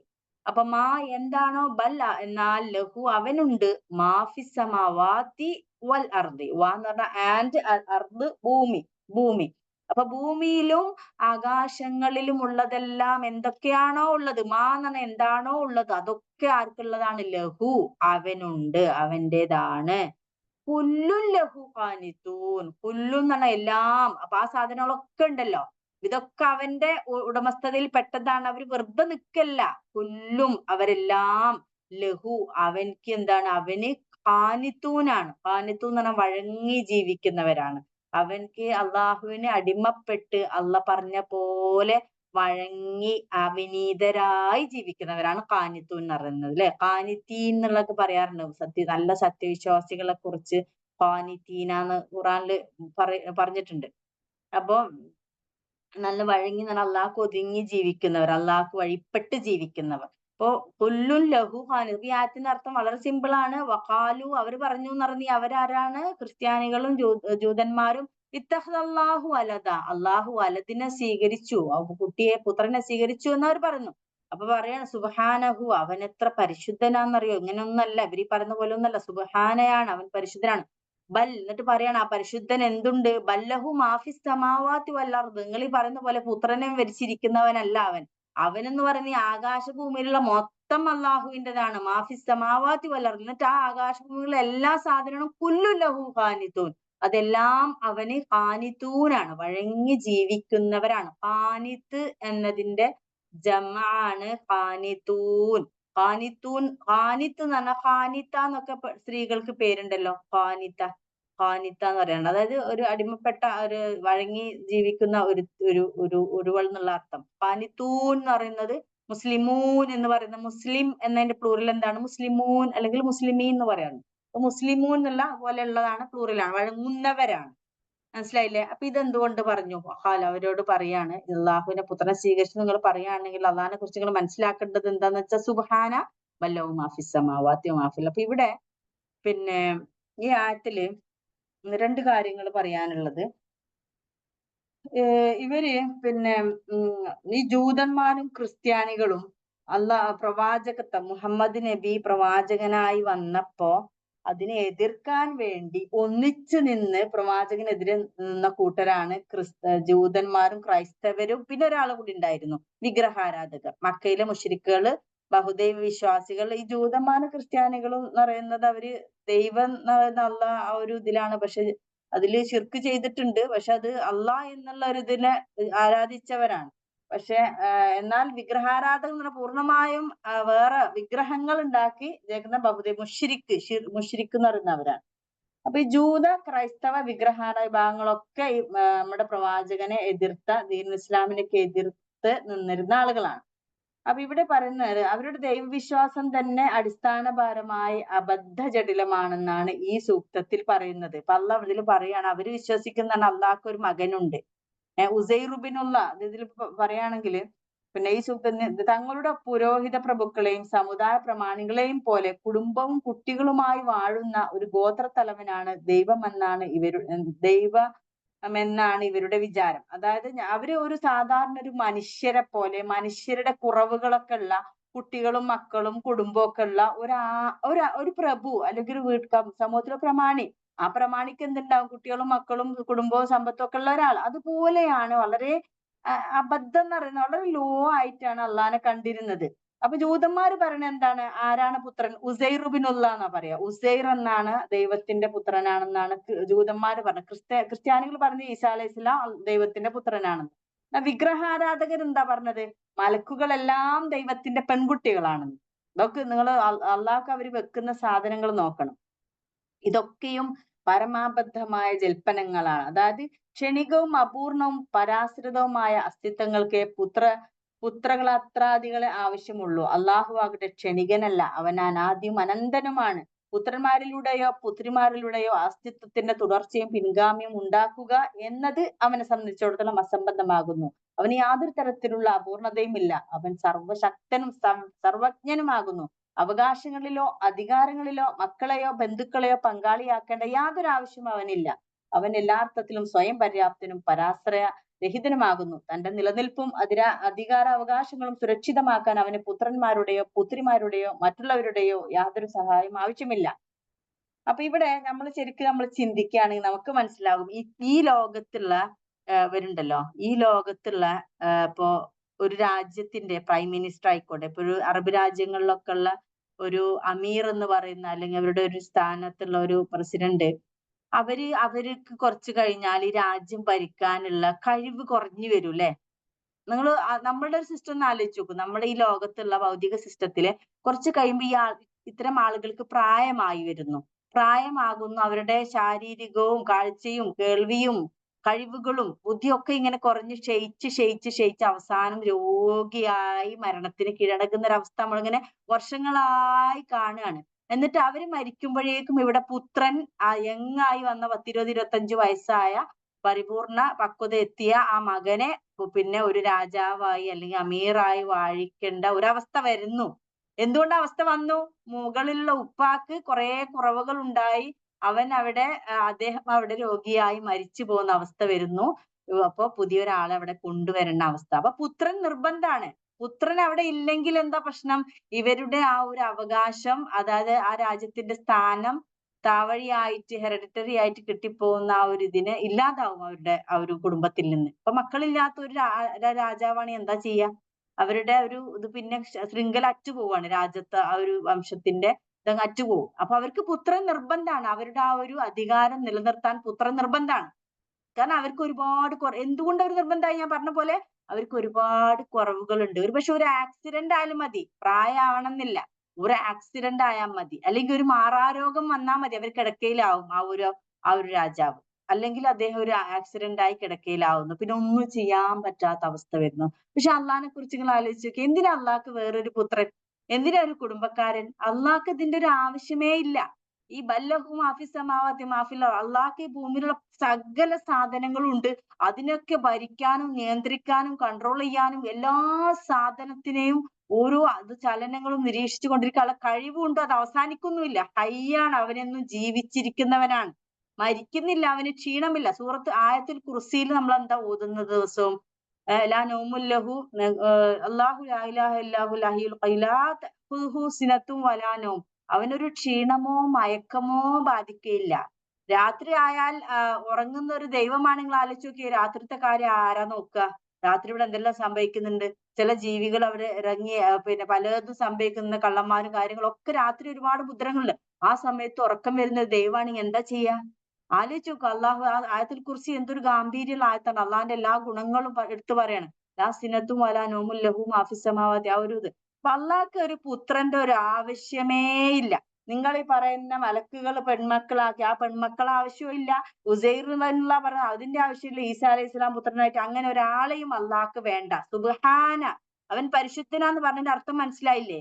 എത്രമാത്രം അർത്ഥവത്താണ് ആ സുബ്ഹാൻ അള്ളാഹ് എന്നുള്ള വാക്ക്. അള്ളാഹ് പരിശുദ്ധനാണ്. എല്ലാ കുറവുകളിൽ നിന്നും അള്ളാഹ് പരിശുദ്ധനാണെന്നാണ് പറഞ്ഞു വരുന്നത്. അപ്പോ എന്നാൽ ഇക്കൂട്ടർ അള്ളാഹുവിന്റെ പുത്രന്മാരും പുത്രിമാരുമായി വിശേഷിപ്പിക്കുന്നതൊക്കെയും അവന്റെ സൃഷ്ടികളാകുന്നു. അതാണ് ഏറ്റവും വലിയ തമാശ. ഇവര് പുത്രനായി കൊടുക്കുന്ന അള്ള തന്നെ സൃഷ്ടിച്ച ഒരു കുട്ടിയെ, ഒരു മനുഷ്യനെയാണ് പുത്രനാന്നും പറഞ്ഞ്. ദൈവത്തിന്റെ പുത്രൻ എന്ന് പറയുമ്പോൾ അത്രയും ദിവ്യത്വം ഉള്ള ഒരാളായിരിക്കണ്ടേ? അറ്റ്ലീസ്റ്റ് ആ ദിവ്യത്വമെങ്കിലും ഉണ്ടാവണം ആ പുത്രന്. ഇത് ആക്കിയിരിക്കുന്നത് ആരെയാണ്? ഈ ദൈവം സൃഷ്ടിച്ച ആ തുച്ഛമായ ആ മനുഷ്യനായ ഒരു ദുർബലനായ ഒരു സൃഷ്ടിയെയാണ് അള്ളാന്റെ പുത്രൻ എന്ന് പറഞ്ഞിരിക്കുന്നത്. അത് എത്ര അർത്ഥമില്ലാത്ത, എന്താ പറയാ, വെറും അബദ്ധവും അവിവേകവുമാണ് ഇവര് പറയുന്നത്. ഇപ്പൊ ഏതുപോലെന്ന് വെച്ചാൽ നമ്മളെ മക്കള് നമുക്കൊരു ഗിഫ്റ്റ് തരികയാണ്. അപ്പൊ നമ്മളെ വീട്ടിലെ ഉപ്പാക്ക് ചെറിയ കുട്ടി KG1 പഠിക്കുന്ന ഒരു കുട്ടി ഉപ്പാക്ക് ഒരു ഗിഫ്റ്റ് കൊടുക്കുകയാണ്. എന്തെന്നറിയോ? അപ്പൊ വീട്ടിൽ തന്നെയുള്ള ഉപ്പ ഉമ്മാക്ക് വാങ്ങിക്കൊടുത്ത ഒരു സ്വർണ്ണവള അല്ലെങ്കിൽ സ്വർണത്തിന്റെ ഒരു ഗോൾഡിന്റെ ഒരു സാധനം എടുത്തിട്ട് ഉപ്പാക്ക് ഗിഫ്റ്റ് ആയിട്ട് കൊടുക്കുന്നു. ഭയങ്കര കാര്യമായിട്ട് എടുത്തിട്ട് ഗിഫ്റ്റ് ആയിട്ട് കൊടുക്കും ഉപ്പ വന്നപ്പോ. അപ്പൊ അത് കാണുന്ന ഉപ്പാക്ക് എന്ത് തോന്നും? വളരെ സില്ലി ആയിട്ട് തോന്നും. കാരണം ഞാൻ തന്നെ അധ്വാനിച്ച് വാങ്ങിക്കൊടുത്ത ആ ഒരു സാധനാണ് കുഞ്ഞ് എന്ത് ചെയ്യുന്നത്? വലിയ കാര്യമായിട്ട് ഗിഫ്റ്റ് തരുന്നേ. നമുക്കതൊരു പുച്ഛം തോന്നും. പക്ഷെ കുട്ടിനെ സംബന്ധിച്ച് വലിയ ഇതാണ് എന്തൊക്കെയോ. അതുപോലെ, അതായത് അള്ളാന്റെ തന്നെ സൃഷ്ടിയാണത്. അള്ളാ തന്നെ ഇതുണ്ടാക്കിയ ആ ഒരു സൃഷ്ടിയാണ് പിന്നെ അള്ളാന്റെ പുത്രനാന്ന് പറയുന്നത്. അപ്പൊ അത്രക്കും ഒരു വിവേകം ഇല്ലാത്ത കാര്യമാണ് ഇവര് പറയുന്നത് എന്നാണ് പറഞ്ഞു വരുന്നത്. അപ്പൊ അള്ളാഹ് എന്ന് പറയുന്നത് എല്ലാ മഹത്വങ്ങളും കഴിവ് തന്റെ സൃഷ്ടികൾക്ക് വാങ്ങിച്ചു കൊടുക്കലുമാണ്. അതിന്റെ സൃഷ്ടികൾ ഇതാണ് ഇപ്പൊ ഈ ആയത്തിന്റെ അർത്ഥം. അപ്പൊ മനസ്സിലായില്ലേ? അപ്പൊ ഈ ആയത്തില് നമ്മൾ മനസ്സിലാക്കേണ്ടത് അള്ളാഹു പുത്രനാണെന്ന് സുബ്ഹാനഹു എന്ന വാക്ക് എന്താന്നുള്ള ശരിക്കും ആഴത്തിൽ നമ്മൾ മനസ്സിലാക്കണേ. നമ്മൾ ഓരോ സുബ്ഹാനല്ലാഹ് 33 വട്ടം നിസ്കാരത്തിൽ പറയുമ്പോഴും ഈ സുബ്ഹാനല്ലാഹ് എന്ന് പറയുന്നത് എത്രമാത്രം അർത്ഥവത്തായ ഡീപ്പ് അർത്ഥമുള്ള കാര്യമാണ് സുബ്ഹാനല്ലാഹ് എന്നുള്ളത്. ലഹു മാഫിസ് സമാവാതി വൽ അർദി കുല്ലു ലഹു ഖാനിതൂൻ എന്നാണ് ഇതിൽ പറഞ്ഞു വരുന്നത്. പിന്നെ അടുത്ത ആയത്തിലേക്ക് കടക്കാം. ഈ ഒരു ആയത്തും കൂടി ആയിട്ട് നിർത്തുകയാണ്. ബദീഉസ് സമാവാതി വൽ അർദ്. ഇതൊക്കെ അള്ളാഹിനെ പറ്റി ഇങ്ങനെ പഠിക്കുന്ന ആയത്തുകളാണ്. ബദീഉസ് സമാവാതി വൽ അർദ് വഇദാ ഖദാ അംറൻ ഫഇന്നമാ യഖൂലു ലഹു കുൻ ഫയകൂൻ. ഈ ആയത്ത് ഭയങ്കര അർത്ഥമുള്ള ആയത്താണ്. കുൻ ഫയകൂൻ. അവൻ ആകാശഭൂമികളെ മൗലികമായി ആവിഷ്കരിച്ചവനാകുന്നു. മൗലികമായി ആവിഷ്കരിക്കുക എന്ന് പറഞ്ഞാൽ എന്താണ്? ബദീഅ എന്ന് പറഞ്ഞാൽ ഒരു മാതൃകയും ഇല്ലാതെ ആവിഷ്കരിക്കുന്നതിനാണ് മൗലികമായി എന്നാണ് അതിന്റെ ബേസ് ഉണ്ടാക്കിയവൻ അള്ളാഹു ആണ്. അവൻ ഒരു കാര്യം തീരുമാനിച്ചാൽ അത് ഭവിക്കട്ടെ, അതായത് അത് ഉണ്ടാവട്ടെ എന്ന് അരുളുകയേ വേണ്ടൂ, അപ്പോൾ അത് സംഭവിക്കുകയായി. ഇതാണ് ഈ ആയത്തിന്റെ മൊത്തത്തിലുള്ള അർത്ഥം. ഇനി ഇതിന്റെ അർത്ഥം വേർഡ് മീനിങ് നോക്കൂ. ബദീഉസ് സമാവാത്ത്. ബദീഅ എന്ന് പേരുണ്ട് അല്ലെ ആളുകൾക്ക്. അത് അസ്മാഉൽ ഹുസ്നയിൽ പെട്ടാണ്. അള്ളാഹിന്റെ ഒരു സിഫത്താണ് ബദീഅ എന്ന് പറയുന്നത്. ബദീഉസ് സമാവാതി വൽ അർദ്. ആകാശഭൂമികളുടെ ബദിയാണ്. ബദി എന്നുള്ള വാക്ക് പ്രത്യേകം മനസ്സിലാക്കണം. സൃഷ്ടിച്ചു എന്ന് മാത്രം പറഞ്ഞാൽ ബദി ആവില്ല. അള്ളാഹു ഖാലിഖാണ് അല്ലെ. ഖാലിഖ് എന്ന് പറഞ്ഞാൽ സൃഷ്ടിച്ചവനാണ്. അതൊരു സൃഷ്ടിയാണ്. ബദീ എന്ന് പറഞ്ഞാലും സൃഷ്ടിച്ചവൻ തന്നെയാണ് അർത്ഥം. പക്ഷെ ഈ സൃഷ്ടിക്ക് ഒരു വ്യത്യാസം ഉണ്ടെങ്കിൽ എന്തർത്ഥത്തിലാണെന്നറിയോ? മുൻ മാതൃകകളില്ലാതെ സൃഷ്ടിച്ചു എന്ന പേരിലാണ് അള്ളാഹുവിന് അൽ ബദീ എന്ന വാക്ക് വരുന്നത്. അസ്മാഉൽ ഹുസ്നയിൽ അൽ ബദീഉം അൽ ഖാലിഖും വ്യത്യാസമുണ്ട്. ബദീഅ എന്ന് പറയുന്നത് മുൻ മാതൃകളൊന്നും ഇല്ലാതെ സൃഷ്ടിച്ച ഒരു ഇതിനാണ് പിന്നെ ഇത് പറയുന്നത് ബദീഅ എന്ന് പറയാം. അപ്പൊ ഈ ബദീഅ അവൻ എന്തിന്റെ ബദിയാണ്? സമാവാത്ത്. സമാഇന്റെ പ്ലൂറലാണ് സമാവാത്ത്. ഈ സമാവാത്തും ഈ അർദും ഭൂമിയൊക്കെ വേറൊരു മാതൃക നോക്കി ഉണ്ടാക്കിയതല്ല എന്നാ പറഞ്ഞു വരുന്നത്. വേറൊരു എക്സാമ്പിൾ അല്ലെങ്കിൽ വേറൊരു ഷേപ്പ്, വേറൊരാളുടെ ഡിസൈൻ ഒന്നും നോക്കി ഉണ്ടാക്കിയതല്ല. ബദീഉസ് സമാവാതി വൽ അർദി. ആകാശഭൂമികളുടെ ബദിയാണവൻ. ഇനി അള്ളാഹ് പറയാണ് ആൻഡ് ഇദാ ഖദാ അംറൻ. അമ്ര എന്ന് പറഞ്ഞ കാര്യം, ഇദാ എന്ന് പറഞ്ഞമ്പോൾ, ഖദാ എന്ന് പറഞ്ഞാല് തീരുമാനിച്ചു. ഖദാ എന്നുള്ളതിന് നിർവഹിച്ചു എന്നൊക്കെ പറയാറുണ്ട് അല്ലെ. ഖദാ ഈ നിസ്കാരം എന്നൊക്കെ പറയാറില്ലേ. കഴിഞ്ഞു പോയിന്ന്. ഖദാ എന്ന് പറഞ്ഞ പാസ്റ്റ് എന്നും പറയാറുണ്ട്. കഴിഞ്ഞു പോയി, നിസ്കാരത്തിന് സമയം കഴിഞ്ഞാലും ഖദാ എന്ന് പറയാറില്ലേ. നിർവഹിക്കാൻ അതൊരു കടമായി എന്നൊക്കെയുള്ള അർത്ഥത്തില്. അമ്രൻ. ഒരു അമ്ര എന്ന് പറഞ്ഞ കാര്യം. അമ്രൻ ഒരു കാര്യം തീരുമാനിക്കുമ്പോൾ അല്ലെങ്കിൽ തീരുമാനിച്ചാൽ. ഇതാ ഖദാ അമ്രൻ. ഇവിടെ പുതിയ വാക്ക് എന്താണ്? ബദീഅ പുതിയതാണ്. സമാവാത്തു അർദൊക്കെ എപ്പോഴുള്ളതാണ്. ഖദാ എന്നുള്ളത് നമുക്ക് അറിയുന്ന ഒരു വാക്കാണ്. ഖദാ അമ്ര കാര്യം. ഒരു കാര്യം തീരുമാനിച്ചാൽ എന്താ ഉള്ളത് പറയാ? അപ്പോൾ ആ തീരുമാനിച്ചു കഴിഞ്ഞാൽ അപ്പോൾ എന്താവും? ഇന്നമാ തീർച്ചയായും യഖൂലു അവൻ പറയുന്നു. യഖൂലു എന്നുള്ള വാക്ക് ഏതെന്ന് വരുന്നതാ? ഖാല അവൻ പറഞ്ഞു യഖൂലു. അന്ന് ഞാനിവിടെ എഴുതിയിട്ടില്ല കേട്ടോ, കാരണം എന്താന്ന് വെച്ചാൽ അത്രയും ബേസിക് ആയതുകൊണ്ട് എഴുതാത്തത്. മുന്നേ കുറെ ആത്തുകൾ പഠിച്ചത്. കാല യഖൂലു, കാല പറഞ്ഞു, യഖൂലു അവൻ പറയുന്നു. ഇവിടെ കഥ യഖ്ദി എന്നാണ് വാക്ക് വരിക. കഥ തീരുമാനിച്ചു, യഖ്ദി തീരുമാനിക്കുന്നു. അപ്പൊ യഖൂലു പറയുന്നു, അവൻ പറഞ്ഞാൽ ലഹു അതിനോട്, അതായത് ആ ഒരു കാര്യം നമ്മള് പിന്നെ എന്തൊരു കാര്യം, ഒരു കാര്യം അള്ളാഹ് തീരുമാനിച്ചു കഴിയല്ലോ, തീരുമാനിച്ചു കഴിഞ്ഞു, ഇനി അത് പ്രാവർത്തികമായിട്ട് കൊണ്ടുവരണം. അപ്പൊ ആ തീരുമാനിച്ചു കഴിഞ്ഞാൽ അള്ളാഹ് അതിനോട്, ആ തീരുമാനത്തോട് പറയും, ലഹു അതിനോട് പറയും, കുൻ ഉണ്ടാവുക, സംഭവിക്കട്ടെ. അതോടുകൂടി അത് സംഭവിക്കുകയാണ്. ഫ യക്കൂൻ, ഫ അപ്പോൾ, യക്കൂനു അതുണ്ടാകുന്നു. കാന എന്നുള്ളത് ആയിരുന്നു എന്നുള്ള അർത്ഥത്തിൽ നിന്ന് വരുന്നതാണ് കേട്ടോ. കാന യക്കൂനു എന്നുള്ള വാക്കാണിത്. കാന യക്കൂനു എന്നുള്ളതാണ് കുൻ എന്നാവുന്നത്. കുൻ എന്ന് പറഞ്ഞാ, കാന എന്ന് പറഞ്ഞാ ആയി, ഉണ്ടായി എന്നൊക്കെ പറയും. കാന ആയിരുന്നു, ആയി എന്നൊക്കെ പറയും. അപ്പൊ അതിൽ കുൻ എന്ന് പറഞ്ഞാ ആവുക എന്നുള്ള അർത്ഥം, ഉണ്ടാവുക എന്നുള്ള അർത്ഥത്തിലാണ് ഇവിടെ. കുൻ ആവുക, നീ ആവ് എന്നൊക്കെ പറയില്ലേ, അങ്ങനെ ആവ്, അങ്ങനെയുള്ള അമ്രഫീലാണ് കുൻ. അപ്പൊ അപ്പോൾ അതാ യക്കൂനു, കാന യക്കൂനുല യക്കൂ, രണ്ടും കാനയുടെ ഫോംസ് ആണ്. യക്കൂനു അതുണ്ടാകുന്നു, ഇത് മുളാരിയായി. യക്കൂനു അപ്പോൾ അത് ഉണ്ടാകുന്നു. അപ്പൊ ഈ ആയത്തിന്റെ അർത്ഥം നോക്കൂ. ബദിഉ സമാവാതി വൽ അർദാണ് ആര്? അള്ളാഹു. അള്ളാഹു സമാവാത്തും ആൻഡ് അർദും ബദിയാണ്, മുൻ മാതൃകയില്ലാതെ സൃഷ്ടിച്ചവനാണ്. ഇനി വൈദ ഖദ അംറൻ, അള്ളാഹു ഒരു കാര്യം തീരുമാനിച്ചാൽ, ആൽ എന്ന് പറയുന്ന വാക്കേതാ? ഇതാ എന്നുള്ളതാണ്. ഇന്നമാ അപ്പോൾ തീർച്ചയായും യഖൂലു അവൻ പറയുന്നു, ലഹു അതിനോട്. ഇവിടെ ഈ ലഹു എന്ന് പറഞ്ഞാൽ അവനോട് എന്നല്ല കേട്ടോ. ഈ ലഹു എന്നുള്ളതിന് അവനും അത് എന്നും പറയാറുണ്ട്. ഇറ്റ് എന്നും ഹിം എന്നും, അങ്ങനെ ഇറ്റ് എന്ന് പറയാണ്, ഹി എന്നുള്ളതിനും ഹൂ തന്നെ പറയാത്. ഒരു വസ്തു ആണെങ്കിൽ അത് അതിനോട് എന്നാവും, ഒരു ജീവനുള്ള സാധനമാവും അവനോട് എന്നുള്ളത്. അപ്പൊ ലഹു അതിനോട്, ആ തീരുമാനത്തോട് എന്നാ പറയുന്നത്. ഒരു കാര്യം തീരുമാനിച്ചല്ലോ, ആ തീരുമാനത്തോട് പറയും കുൻ ഉണ്ടാവുക, അപ്പോൾ യക്കൂനു അതുണ്ടാവുന്നു. ഈ ആയത്തിൽ കുറച്ച് വിശദീകരണം പറയാനുണ്ട്. ഇതിൽ നമുക്ക് ഒരുപാട് പാടുള്ള ഒരു ആയത്താണ്. ഇവിടെ ഞാൻ പറഞ്ഞുതരാം. ബദിയ എന്നുള്ള വാക്കുണ്ടല്ലോ, ആ ബദിയയില് 117 അല്ലേ, അള്ളാഹു പുത്രകളത്രാദികൾ, ബന്ധുബലം, മറ്റു സഹായികൾ എന്നിവയിൽ നിന്നെല്ലാം പരിശുദ്ധനാകുന്നത് എങ്ങനെയാണെന്നാണ് ഈ സൂക്തം പറയുന്നത്. നേരത്തെ പറഞ്ഞല്ലോ അള്ളാഹ് പരിശുദ്ധനാണ് എന്നുള്ളത്. അതായത് എത്രമാത്രം പരിശുദ്ധത എന്ന് പറയുന്നത്, എന്തിനെല്ലാം കഴിവുണ്ട്. ഇപ്പൊ ഒരു പുത്രന്റെ ആവശ്യമില്ല എന്ന് മുന്നത്തെ ആയത്ത് പറഞ്ഞു. മുന്നത്തെ ആയത്തിൽ പറഞ്ഞു, നിങ്ങൾ വിചാരിക്കുന്ന പോലെ, നിങ്ങളെ സമൂഹത്തിലുള്ള ഒരു പ്രവാണിയെ പോലെ പുത്രനും കുടുംബമായിട്ട് ജീവിക്കുന്നു എന്ന് നിങ്ങൾ വിചാരിക്കുന്നുണ്ടെങ്കിൽ അതിന്റെ ആവശ്യമില്ല എന്നുള്ളത് കഴിഞ്ഞ ആയത്തിൽ പറഞ്ഞു.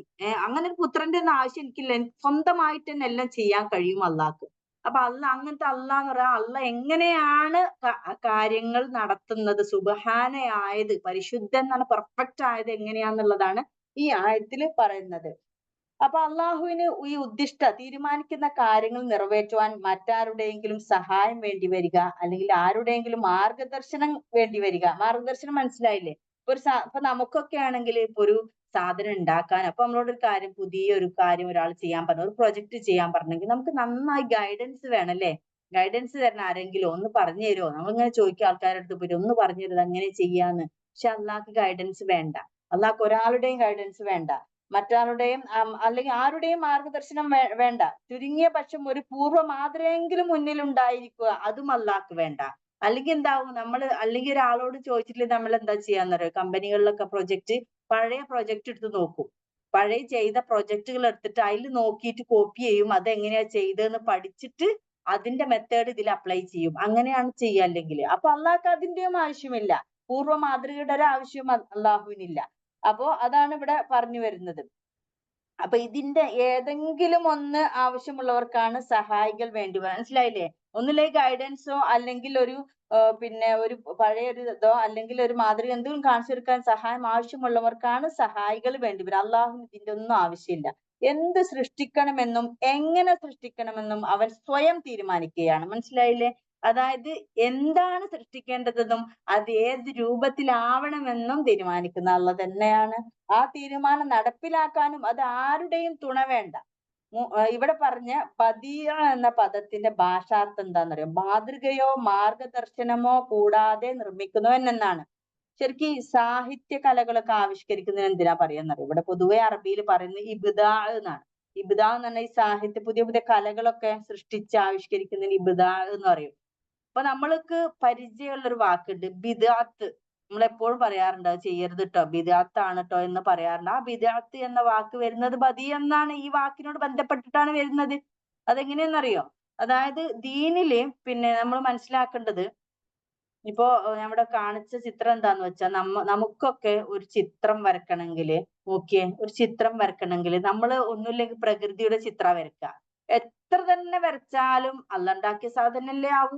ഒന്ന് ആലോചിച്ച് നോക്കിയേ. നമ്മൾ എത്ര ഇമാജിൻ ചെയ്ത് വരച്ചാലും ഒരാൾക്കും തന്നെ ഇല്ലാത്ത ഒരു സാധനം ആലോചിച്ചുണ്ടാക്കാൻ പറ്റില്ല. ആ മനുഷ്യൻ എവിടെയോ കണ്ട ഒരു പ്രകൃതിയുടെ ഒരു ഭാഗമോ, അല്ലെങ്കിൽ അങ്ങനെ എത്ര ചിന്തിച്ചാലും ആ ലിമിറ്റ് അവിടെ നിൽക്കും. ഏത് വരെ എന്നറിയോ? അന്നുണ്ടാക്കിയ സൃഷ്ടി വരെ. അതിനപ്പുറത്തിൽ ഒരു ഒരു ഒരു മാതൃക അവന് ഉണ്ടാക്കാൻ കഴിയില്ല.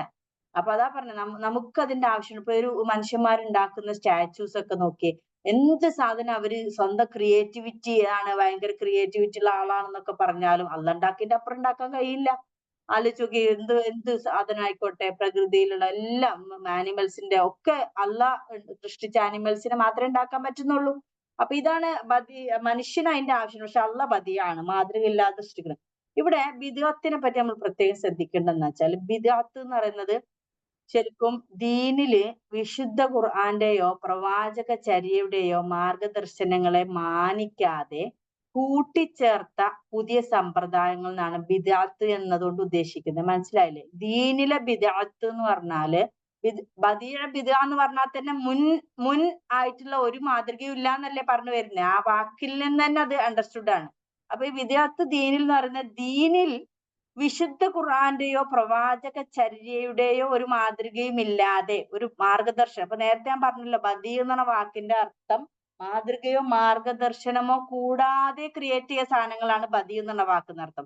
പക്ഷെ ദീനിലെ ബിദ്അത്ത് എന്ന് പറഞ്ഞപ്പോ ആ ഒരു കോണ്ടെക്സ്റ്റുമായി നമ്മൾ കണക്ട് ചെയ്ത് ആലോചിക്കുമ്പോ, വിശുദ്ധ ഖുർആന്റെയും പ്രവാചക ചര്യയുടെയും മാർഗദർശനം ഇല്ലാതെ എന്തെങ്കിലും ഉണ്ടാക്കിയാൽ അതിന് ബിദ്അത്ത് എന്ന് പറയും. മനസ്സിലായല്ലോ? എന്താണ് ബിദ്അത്ത് എന്ന് പറഞ്ഞാല്? ഒന്നില്ലെങ്കിൽ നമ്മൾ ഒരു സാധനം ചെയ്യുമ്പോ അതിൽ ഖുർആന്റെയോ പ്രവാചക ചര്യയുടെ ഒരു സപ്പോർട്ട് ഉണ്ടായിരിക്കണം. ഒരു ഒരു ബേസ് അവിടെ ഉണ്ടാവണം, അല്ലെ ഒരു ഗൈഡൻസ് ആ ഒരു പുസ്തകങ്ങളിൽ, അല്ലെ പ്രവാചകന്റെ ജീവിതത്തിലും അതിലോ എന്തെങ്കിലും ഒരു ഗൈഡൻസ് ഈ ഒരു പുതിയ ഒരു സാധനം ഉണ്ടാക്കുമ്പോൾ അതിനുണ്ടായിരിക്കണം എന്നാണ്. അത് മനസ്സിലാക്കുക. അതാണ് ബിദ്അത്ത്, ദീനിലെ ബിദ്അത്ത്. അപ്പൊ നമ്മൾ ഫോർ എക്സാമ്പിൾ പറയുകയാണെങ്കിൽ, നമ്മളിപ്പോ ളുഹർ 4 റക്അത്താണ്. അപ്പൊ ഞാൻ വിചാരിക്കണ, എന്താ ഇപ്പൊ ഒരു സുജൂദ് അധികമാക്ക, അഞ്ചാമത്തെ ഒരു റക്അത്ത് ഞാൻ ചേർത്തിട്ട് എന്താക്കി, സുജൂദ് നല്ലതല്ലേ, അള്ളാഹ്ക്ക് സുജൂദ് ചെയ്യാം, അല്ലെങ്കിൽ ഒരു റക്അത്തും കൂടി കൂട്ടിയാൽ ഇപ്പൊ എന്താ കുഴപ്പം, നല്ല കാര്യല്ലേ എന്ന് വിചാരിച്ചിട്ട് ഒരു 5 റക്അത്ത് ളുഹറാക്കിയാൽ അതാണ് ബിദ്അത്ത്, തെളിഞ്ഞ ബിദ്അത്ത് എന്ന് പറയുന്നത്. അതായത് അത് നല്ലതാണെന്ന് വിചാരിക്കുന്ന കാര്യമാണെങ്കിലും അത് പ്രവാചകൻ ചെയ്തിട്ടില്ലെങ്കിൽ ചെയ്യാൻ പറ്റില്ല. പ്രവാചകൻ പഠിപ്പിച്ചിട്ടില്ലോ പറയോ ഖുറാനിലോ ഒരു മാർഗദർശനം അതിനെ കുറിച്ച് ഇല്ലെങ്കിൽ നമ്മൾ ചെയ്യാനേ പാടില്ല. അത് പുതിയ കൂട്ടിച്ചേർക്കലാണ്. ഇതാണ് ബിദ്അത്ത്. മനസ്സിലായില്ലേ? നല്ലതാണെന്ന് ഒരു സാധനം നല്ലതാവുക എന്നതല്ല ഒരു നമുക്ക് ചെയ്യാനുള്ള ഇത്. അത് പ്രവാചകന്റെയോ വിശുദ്ധ ഖുറാന്റെ ചര്യയിൽ ഉണ്ടോ എന്നതാണ് നമ്മളൊരു കാര്യം ചെയ്യാനുള്ള നമ്മളുടെ മോട്ടിവേഷൻ. മനസ്സിലായില്ലേ? അല്ലാതെ നമ്മൾ സ്വന്തം ബുദ്ധി കൊണ്ട് ചിന്തിച്ചുണ്ടാക്കുന്ന നന്മയല്ല. അപ്പൊ ഇവിടെ വേറൊരു കാര്യം നമ്മൾ ചിന്തിക്കേണ്ടത്, ശരഈയായ അടിസ്ഥാനമുള്ള പുതിയ സമ്പ്രദായങ്ങൾ നിഷിദ്ധമായ ബിദ്അത്തുകളാവുന്നില്ല. ഇവിടെ നമ്മൾ പറയുന്നത്, ചില ആളുകൾ പുത്തൻ സമ്പ്രദായം, പുത്തൻ കാര്യങ്ങൾ എന്നൊക്കെ പറഞ്ഞു വരുന്നത്, അത് എന്താ പറയാ, കുറച്ചൊരു ഇസ്ലാമിന്റെ കുടുസായ വശം എന്ന് പറയേണ്ടി വരും. അപ്പൊ നമുക്കറിയാം, പ്രവാചകന്റെ കാലത്ത് ഖുർആൻ ക്രോഡീകരിക്കപ്പെട്ടിട്ടില്ല. അറിയാലോ, പ്രവാചകന്റെ കാലത്ത് ഖുർആൻ ക്രോഡീകരിച്ചിട്ടില്ല, ഈ പുസ്തക രൂപത്തിലായിട്ടില്ല. പ്രവാചകൻ അതിന് പറഞ്ഞിട്ടുമില്ല. പക്ഷെ അബൂബക്കർ റളിയല്ലാഹുവിന്റെ കാലത്താണ് ഖുർആൻ ക്രോഡീകരണത്തിന്റെ ചിന്ത വരുന്നത്. എന്തുകൊണ്ടാന്ന് വെച്ചാൽ, അന്നുണ്ടായ ഒരു യുദ്ധത്തിൽ ഒരുപാട് അന്നൊക്കെ പ്രവാചകന്റെ കാലത്തൊക്കെ ഹൃദയങ്ങളിലാണ് ഖുർആൻ, ഹാഫിളുകൾ ഉണ്ടായിരുന്നു ഒരുപാട് ഹൃദയങ്ങളിൽ. അതിങ്ങനെ ഇടക്കിടക്ക് ഇങ്ങനെ ഇതാക്കി അത് ഇങ്ങനെ സേവ് ചെയ്ത് കൊണ്ടുപോകുന്നത്. പക്ഷെ ഒരു യുദ്ധത്തിൽ 70ഓളം ഹാഫിളുകൾ അങ്ങ് മരണപ്പെട്ടു പോയി, ഷഹീദായി പോയി. അപ്പോഴാണ് ഇവർ ചിന്തിക്കുന്നത്, ഇങ്ങനെ പോയാൽ, ഇങ്ങനെ ഹൃദയങ്ങളിലുള്ള ഖുർആൻ ഈ ഭൂലോകത്ത് നിന്ന് മാഞ്ഞു പോകാൻ ഇടയുണ്ട്, അവസാന കാലം വരെ ഖുർആൻ നിർത്താൻ ബുദ്ധിമുട്ടാണെന്ന് ഉള്ള ചിന്തയിൽ നിന്നാണ് പിന്നീട് ഖുർആൻ. ആദ്യം അത് കുറച്ചൊരു ബുദ്ധിമുട്ടുണ്ടായിരുന്നു ക്രോഡീകരണത്തിന്. പ്രവാചകൻ അതിനെ ആഹ്വാനം ചെയ്യുക പ്രവാചകൻ കാലത്ത് ചെയ്തിട്ടില്ലല്ലോ. പക്ഷെ അത് അവര് ഇത് ചെയ്ത്, പിന്നെ അവര് ജിത്തിഹാദൊക്കെ ചെയ്ത് അതിന്റെ ഒരു ഇതിൽ ഖുറാൻ ക്രോഡീകരിക്കാൻ തീരുമാനിക്കുകയാണ്. പിന്നീട് ഉസ്മാൻ റളിയല്ലാഹുവിന്റെ കാലത്താണ് ഖുറാൻ പുസ്തക രൂപത്തിലൊക്കെ വന്ന് അതെല്ലായിടത്തും എത്തുന്നത്, പല പട്ടണങ്ങളിലൊക്കെ അയക്കുന്നത്. അപ്പൊ നിങ്ങൾ ആലോചിച്ച് നോക്കി, ഇതൊരു ബിദ്അത്താന്ന് നമുക്ക് പറയാൻ പറ്റുമോ? പ്രവാചകൻ ചെയ്തിട്ടില്ല, പ്രവാചകൻ ഇതാക്കില്ല, പക്ഷെ ഇത് ബിദ്അത്തല്ല. ഇത് ഖുർആന്റെ സംരക്ഷണത്തിന് വേണ്ടി ചെയ്ത ഒരു കാര്യം. അതുപോലെ തന്നെയാണ് പ്രവാചകന്റെ കാലത്ത് മദ്രസകളും ഇതുപോലെ ഇസ്ലാമിക വിജ്ഞാനത്തിന്റെ വലിയ വലിയ കെട്ടിടങ്ങളും സ്ഥാപനങ്ങളും ഒന്നുമില്ല. അപ്പൊ അതിനൊക്കെ പുത്തൻ സമ്പ്രദായം പ്രവാചകന്റെ കാലത്തുള്ള ബിദ്അത്ത് എന്ന് പറയുന്നവര് എന്താണ് ശരിക്കുള്ള ബിദ്അത്ത് എന്ന് മനസ്സിലാക്കിയിട്ടില്ല. മനസ്സിലായില്ല. അപ്പൊ ഇതിനൊക്കെ വിജ്ഞാന സമ്പാദനത്തിന് ഇസ്ലാം ഒരുപാട് പ്രോത്സാഹനം നൽകുന്നുണ്ട്, അപ്പൊ അതിന് ഉതകുന്ന തരത്തിലുള്ള എന്ത് ചെയ്താൽ അത് ബിദ്അത്താവുന്നില്ല. മനസ്സിലായില്ലേ? അത് ചെയ്യാൻ ഒരു ത്വരകം ഇസ്ലാമിന്റെ പ്രവാചക ചര്യയിലോ ശുദ്ധ ഖുർആനിലോ ഉണ്ടായിരിക്കണം. അതാണ് അതിന്റെ ഒരു ബേസ് എന്ന് പറയുന്നത്. അപ്പൊ അതനുസരിച്ചിട്ട് പിന്നെ ഈ നമ്മളിപ്പോ വേറൊരു ഉദാഹരണം പറയണം. കബറിടങ്ങൾ കെട്ടിപ്പൊക്കി പടുത്തുയർത്തുകയോ ആരാധനാ സ്ഥലങ്ങളാക്കുകയോ ചെയ്യരുതെന്ന് പ്രവാചകൻ കൽപ്പിച്ചിട്ടുണ്ട്. അറിയാലോ, ഈ കബറുകൾ ഒരിക്കലും കെട്ടിപ്പൊക്കരുത്, അതുപോലെ തന്നെ ആരാധനാ സ്ഥലങ്ങളാക്കാനും പാടില്ല ഈ കബറിടങ്ങൾ. അത് പ്രവാചകൻ നിങ്ങൾ ചെയ്യരുത് എന്ന് പറഞ്ഞൊരു കാര്യമാണ്. ആ കൽപ്പനയെ ധിക്കരിച്ചുകൊണ്ട് കബറുകൾ ആരാധനാലയങ്ങളാക്കി കെട്ടിപ്പൊക്കുന്നത് നിഷിദ്ധമായ ബിദ്അത്തിന് ഉദാഹരണമാണ്. അതായത് ഞാൻ നേരത്തെ പറഞ്ഞത് ഇപ്പൊ ഈ വിജ്ഞാന സമ്പാദന ഇതൊക്കെ അത് നമുക്ക് അനുവദനീയമായ ബിദ്അത്തുൽ ഹസന, ഉത്തമമായ പുതിയ സമ്പ്രദായം എന്നാണ് പറയും. ഉത്തമമായ പുതിയ ബിദ്അത്തുൽ ഹസന എന്നാണ് പറയുന്നത്. എന്നാൽ ഇത് ബിദ്അത്ത്, നിഷിദ്ധമായ ബിദ്അത്ത് എന്നാണ്. പ്രവാചകൻ കാര്യം ചെയ്യരുത് എന്ന് പറഞ്ഞാൽ അത് ചെയ്യുക, അത് പുതിയ കൂട്ടിച്ചേർക്കലും നിഷിദ്ധവുമാണ്. മനസ്സിലായല്ലോ? അപ്പൊ അതാണ് ബിദ്അത്തിനെ കുറിച്ച് പറയുന്നത്. ഇനി അവസാന ആയത്തിൽ ഒരു വാക്ക് പറയുന്നുണ്ട്, കുൻ ഫയക്കൂൻ എന്ന് പറയുന്നുണ്ടല്ലോ. കുൻ, അള്ളാഹ് ഒരു കാര്യം തീരുമാനിച്ചാൽ, ഫൈനമായ യഖൂലു, അവൻ പറയും എന്ത്, ലഹു, ആ തീരുമാനത്തോടാണ് കേട്ടോ, ആ സാധനത്തോടല്ല. കുൻ, നീ ഉണ്ടാവുക, ഫയക്കൂൻ. ഇത് നമുക്ക് ഒരുപാട് പാഠം തരുന്ന ഒരു വാക്കാണ്. ഈ കുൻ ഫയക്കൂൻ എന്നുള്ള വാക്ക്, അത് റബ്ബ് എപ്പോഴാണ് ഈ കൽപ്പന ആ തീരുമാനത്തോട് പറയാന്നുള്ളത് ഭയങ്കരമായിട്ട് നമ്മൾ ചിന്തിക്കേണ്ട ഒരു കാര്യം. എന്താന്ന് വെച്ചാല് എല്ലാ സാധനത്തിനും തോന്നിയ പോലെ അങ്ങോട്ട് കുൻ എന്നുള്ള പറയൂല. അതൊക്കെ നമ്മളൊക്കെ വിചാരിക്കുന്ന, നമ്മള് മനുഷ്യന്മാരുടെ ഭൗതികമായ കണക്ക് കൂട്ടലിലും ചെറിയ തുച്ഛമായ ചിന്തയിലും വരുന്നതാണ്. അള്ളാഹ്ക്ക് അങ്ങ് കുന്ന് പറഞ്ഞാ പോരെ, അല്ലേ? ഇപ്പൊ ഈ സോഷ്യൽ മീഡിയ ഒക്കെ എടുത്തു നോക്കി നിങ്ങൾക്ക് കാണാൻ പറ്റും ഒരുപാട്. നിങ്ങൾ അള്ളാഹ്ക്ക് എല്ലാത്തിനും കഴിവുള്ളതല്ലേ, പിന്നെ അങ്ങനെ ആവണ്ടേ, ഇങ്ങനെ ഇതൊന്ന് പറഞ്ഞാലാവുന്നതല്ലേ, എന്തുകൊണ്ടാ പറയാത്തെ, എന്തൊക്കെ അങ്ങനെ ദൈവം ഇല്ലേ, നിങ്ങളത് അള്ള എവിടെ പോയി, ഇതൊക്കെ ചോദിക്കുന്ന ആളുകളുണ്ട്. അപ്പോ ഈ റബ്ബ് ഒരു സാധനത്തോട്, ഒരു തീരുമാനത്തോട് ഈ കൽപ്പന എപ്പോഴാണ് പറയുക എന്ന് ചോദിച്ചു കഴിഞ്ഞാല്, ഒരു എക്സാമ്പിൾ പറയും. നമ്മൾ ആഗ്രഹിക്കുന്നിടത്തൊക്കെ അള്ള കുൻ എന്ന് പറഞ്ഞാൽ എന്തായിരിക്കും അവസ്ഥ? നമ്മളെ യുക്തിക്കനുസരിച്ച് അള്ള കുൻ അപ്പൊ നമ്മൾ ദുആ ചെയ്യാണ് ഒരു സാധനം. ഇപ്പൊ ഒരാള് കൃഷി ചെയ്തു, നല്ല വിത്തൊക്കെ ഇട്ട് എല്ലാം ഇങ്ങനെ നല്ല ഇതാക്കി സെറ്റാക്കി എല്ലാ പാടമൊക്കെ നല്ലതാക്കി. അയാൾ ഒരു കർഷകൻ, ഇവിടെ പറഞ്ഞെന്താ, വെയിറ്റിംഗ് ഫോർ റെയിൻ എന്നുള്ള ചിത്രം ഇവിടെ കണ്ടില്ലേ? ഈ കർഷകൻ ഇങ്ങനെ ആഗ്രഹിച്ച് നിൽക്കേണ്ട ഒരു മഴ പെയ്തിരുന്നെങ്കിൽ, ഇപ്പൊ ഒരു മഴ കിട്ടിക്കഴിഞ്ഞാൽ എന്താവും, എന്റെ ഈ വിത്തിട്ടതൊക്കെ മുളച്ച് നല്ല ഉഷാറിന് പുഷ്ടിപ്പെട്ട് ഉണ്ടാവുമെന്ന് ആഗ്രഹിച്ച് അദ്ദേഹം പ്രാർത്ഥിച്ച് മഴയ്ക്ക് വേണ്ടി കാത്തിരിക്കുന്നു. എന്നാൽ വേറൊരാളെന്താ ചെയ്തിരിക്കണേ? കൃഷി ചെയ്ത് ഉണ്ടായ തേങ്ങ വെട്ടി ഉണക്കാനിട്ടിരിക്കുകയാണ്. അയാൾ ആഗ്രഹിക്കുന്ന എന്താണ്? പടച്ചോനെ മഴ പെയ്യരുതിട്ടോ, മഴ പെയ്യല്ലേ, മഴ പെയ്ത് നല്ല വെയിൽ വരട്ടെ. അപ്പൊ ഈ മനുഷ്യന്മാർ ആഗ്രഹിക്കുകയും പ്രാർത്ഥിക്കുകയും ചെയ്യുന്ന സമയത്ത് കുൻ എന്ന് പറഞ്ഞാൽ എന്തായിരിക്കും അവസ്ഥ? ഇവിടെ ഇപ്പൊ എന്താ ചെയ്യേണ്ടതല്ല? ഇവിടെ എന്താ ചെയ്യണേ? മഴ പെയ്യിക്കണോ അതോ വെയിലാക്കണോ? ഇതൊന്നും അള്ള മനുഷ്യന്മാരുടെ ഒരു യുക്തിക്കും അവരുടെ പ്രാർത്ഥനയ്ക്കും അനുസരിച്ച് ചെയ്യില്ല. മനസ്സിലായില്ലേ? കാരണം എല്ലാവരുടെ പ്രാർത്ഥനയും കേൾക്കുന്നവനാണ് അള്ളാഹ്. ഈ ഒരു മനുഷ്യൻ അയാളെ കാര്യം മാത്രമാണ് ചോദിക്കുന്നത്. എന്താ അള്ളാഹ്ക്ക് മഴ പെയ്ച്ചാല്, എന്താ ഒരു കുഴപ്പം? എവരും ചിന്തിക്കണേ, എന്താ ഇപ്പൊ ഒരു മഴ പെയ്തത്, മഴ പെയ്താതെ ഇതാണ് ചിന്തിക്കുക. വെയിലത്തിട്ട് ഒരാകെ ശാപിക്കൂ, മഴ പെയ്യാൻ തോന്നിയ ഒരു സമയം, ഇന്നലെ ഒന്നും പെയ്തിട്ടുണ്ടായിരുന്നില്ല, അപ്പൊ ഞാൻ ഇതിട്ട് അന്ന് തന്നെ പെയ്യാൻ തോന്നിയത്, ഇങ്ങനെയാ പറയാ.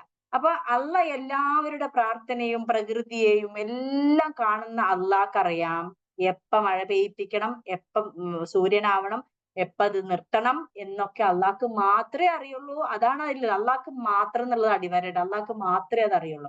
അപ്പൊ നമ്മുടെ പ്രാർത്ഥനകൾ പലപ്പോഴും പലരും വിചാരിക്കും, എന്താ അപ്പൊ അള്ളാഹ്ക്ക് ഒരു കുന്ന് പറഞ്ഞാൽ പോരെ, ഞാൻ എത്ര കാലമായി രോഗം അനുഭവിക്കുന്നു, എത്ര കാലമായി ഞാൻ പ്രാർത്ഥിക്കുന്നു, എന്താ അള്ളാഹ് കുന്ന് പറയാത്തത്, എന്താ അള്ളാഹ് കുൻ പറയാത്തത്?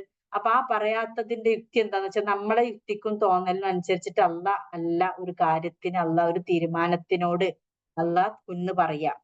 അള്ള നേരത്തെ തന്നെ അള്ളാന്റെ യുക്തിക്കിന്റെ അടിസ്ഥാനത്തിൽ ഒരു കാര്യം തീരുമാനിച്ചിട്ടുണ്ടാവും.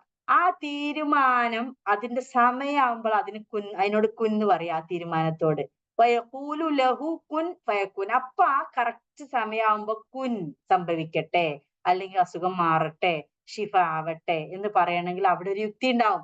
ആ യുക്തി ഒരു പക്ഷേ നമുക്ക് ഇനി ആ അസുഖം തിരിച്ചു വരാതിരിക്കാൻ ഉള്ള ഒരു സ്റ്റേറ്റ് ഉണ്ടാവും. ഇപ്പൊ ഒരാൾക്ക് കുറേ ദിവസം പനി മാറുന്നേ ഇല്ല.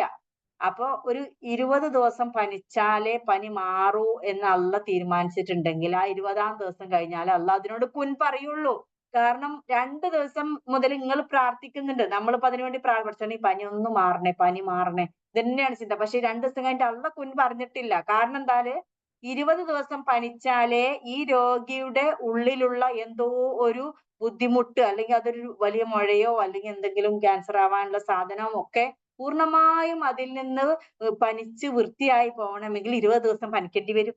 അത് ഈ മനുഷ്യൻ, ദുർബലനായ മനുഷ്യൻ, തന്റെ ഉള്ളിലുള്ള സാധനം പോലും എന്താണെന്ന് അറിയാത്ത മനുഷ്യന് പ്രാർത്ഥിക്കാനും പടച്ചോനെ ഈ പനിയൊന്ന് മാറണേ എന്ന് ആലോചിച്ച് നോക്കണം. നമ്മൾ ആലോചിക്കണം, അള്ളാന്റെ ഭാഗത്ത് ചിന്തിക്കും. അള്ള യുക്തിയിലാണ് തീരുമാനം എടുക്കുന്നത്. നമ്മുടെ ഉള്ളിലെ ഓരോ അവയവങ്ങളുടെ അനക്കവും രക്തോട്ടവും രക്തത്തിന്റെ പ്രഷറും എല്ലാം, അതിന്റെ ഓരോ ഷുഗറിന്റെ കണ്ടന്റ് നമുക്കൊക്കെ ലാബ് ടെസ്റ്റ് ചെയ്ത് ലാബിൽ ആളെ റിപ്പോർട്ട് തന്നാലോ എന്റെ ഉള്ളിലുള്ള രക്തത്തിൽ ഇത്രയൊക്കെ ഷുഗർ ഉണ്ട് അല്ലെങ്കിൽ ഇതുണ്ട് എന്നുള്ള അറിയാൻ നമുക്ക് അപ്പോഴാണ്.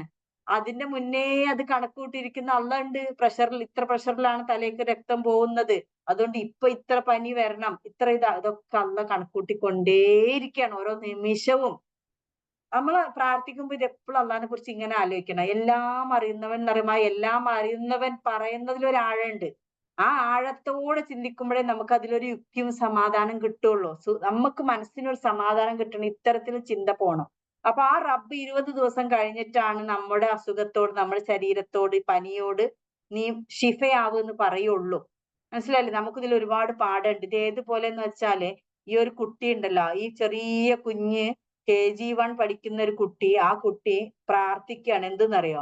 പടച്ചോനെ എനിക്കൊരു മൊബൈല്, നല്ല ആൻഡ്രോയിഡ് വേർഷൻ, എല്ലാം പുതിയ സെറ്റപ്പ് ഉള്ള ഒരു മൊബൈൽ തരണേ. മൊബൈൽ എങ്ങനെയെങ്കിലും എനിക്ക് സ്വന്തമായി ഒരു മൊബൈൽ. എന്തിനാ സ്വന്തമായിട്ട് മൊബൈൽ? ഇത് ഉമ്മാനോട് ചോദിച്ചു കഴിഞ്ഞാൽ എത്ര സമയം കേട്ടോ, 2 മിനിറ്റ്, 5 മിനിറ്റ്, 10 മിനിറ്റ് അത് തരണേ. ഒരു ഗെയിം കളിച്ചിങ്ങനെ ഇതായി നിൽക്കുമ്പോഴേക്കും ഉമ്മാന്റെ സമയം മതി, നിർത്ത്. ഇതിങ്ങനെ കേൾക്കാൻ കഴിയാത്തൊരു കുട്ടി ഉള്ളിൽ അറിയാതെ ആഗ്രഹിക്കുകയാണെന്ന്, പടച്ചോനെ എനിക്ക് സ്വന്തമായിട്ടൊരു മൊബൈല്, എന്റെ എല്ലാ ഗെയിമും ഡൗൺലോഡ് ചെയ്യാൻ പറ്റിയൊരു മൊബൈൽ. ആ കുട്ടിയുടെ ആഗ്രഹമാണ്. ആ കുട്ടി നിഷ്കളങ്കമായിട്ടാണ് അള്ളഹാനോട് ചോദിക്കാണ്. പക്ഷെ അപ്പൊ നമ്മൾ വിചാരിക്കണം, പടച്ചോനെ ഇപ്പൊ ഒന്ന് മൊബൈൽ കൊടുക്കല്ലേ എന്റെ കുട്ടിക്ക്. എന്തുകൊണ്ടാണ് നമ്മൾ അങ്ങനെ വിചാരിക്കുന്നത്?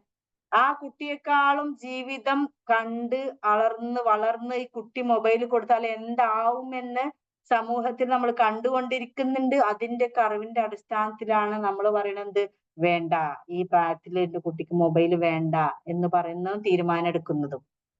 മനസ്സിലായില്ലേ? പക്ഷെ ആ കൊച്ചു കുട്ടിയുടെ ചിന്തയിൽ ഇത്രയേ പോയിട്ടുള്ളൂ, എനിക്ക് കളിക്കാനുള്ള ഒരു യന്ത്രം, അത്രേ ആ കുട്ടിയുടെ അതുപോലെയാണ് നമ്മൾ അള്ളഹാനോട് ഓരോന്ന് പ്രാർത്ഥിക്കുമ്പോഴും, വളരെ ദുർബലനായ മനുഷ്യ, നിനക്ക് നിന്റെ കാര്യം പോലും അറിയില്ല, അതുകൊണ്ട് പ്രാർത്ഥിക്കുമ്പോ ഈ പ്രാർത്ഥന, യാ ഹയ്യു യാ ഖയ്യൂം ബിറഹ്മതിക അസ്തഗീസ് അസ്ലിഹ് ലി ശഅനി കുല്ല ഫലാ തകിൽനി ഇലാ നഫ്സി തർഫത. ഈ ഒരു പ്രാർത്ഥന ഉണ്ടല്ലോ, ഭയങ്കര ഇമ്പോർട്ടന്റ് ആണ്. അതാ ഇതിൽ ഈ പ്രാർത്ഥനയിലൂടെ അള്ളഹാനോട് പറയണ എന്താന്ന് വെച്ചാല്, പടച്ചോനെ എന്റെ കാര്യം എന്നെ നീ ഏൽപ്പിക്കല്ലേ, വലാ തെക്കിൽനി ഇലാ നഫ്സി, എന്റെ കാര്യം എന്നിലേക്ക് നീ വെക്കല്ലേ, തൊർഫത്തൈൻ ഒരു കണ്ണിമ വെട്ടുന്ന സമയം പോലും എന്റെ കാര്യം എന്നോട് നീ തീരുമാനിക്കാൻ പറയല്ലേ, നീ തന്നെ എന്റെ അസ്ലഹലി നീ കുല്ല, എന്റെ എല്ലാ കാര്യവും നീ തന്നെ സുൽഹാക്കി തരണേ പടച്ചോനെ. കാരണം അള്ളാഹ്ക്കാണ് ഹിക്മത്തുള്ളൂ. ഏതൊരു കാര്യം ഹിക്മത്തോടു കൂടി തീരുമാനിക്കാനുള്ള കഴിവ് അള്ളാഹ്ക്ക് മാത്രമേ ഉള്ളൂ. അപ്പൊ നമ്മളെ ഹിക്മത്തോടു കൂടി അള്ള നമ്മൾ ഇങ്ങനെ ചോദിച്ചാൽ ചിലപ്പോ അള്ള തന്നൂന്നിരിക്കും. മനസ്സിലായില്ലേ? വല്ലാതെ നമ്മള് ഹിക്മത്ത് ഇല്ലാതെ നമ്മൾ ചോദിച്ചു കഴിഞ്ഞപ്പോ അള്ള തന്ന ചിലപ്പോ അത് ഹൈറാവണമെന്നില്ല. ചിലപ്പോ മനസ്സിലായില്ലേ? അത് അത്തരത്തിൽ നമ്മള് പടച്ചോനെ എന്ത് സ്ഥാനം ചോദിക്കുകയാണെങ്കിലും, പടച്ചോനെ എനിക്ക് ഹൈറാണെങ്കിൽ തരണേ, എനിക്ക് നിന്റെ ബുദ്ധിയിലും യുക്തിയിലും ചിന്തയിലും എനിക്കിത് ഹൈറാണെങ്കിൽ തന്നാ മതി എന്ന് എന്നെ ഉറപ്പിച്ച് പറയണം.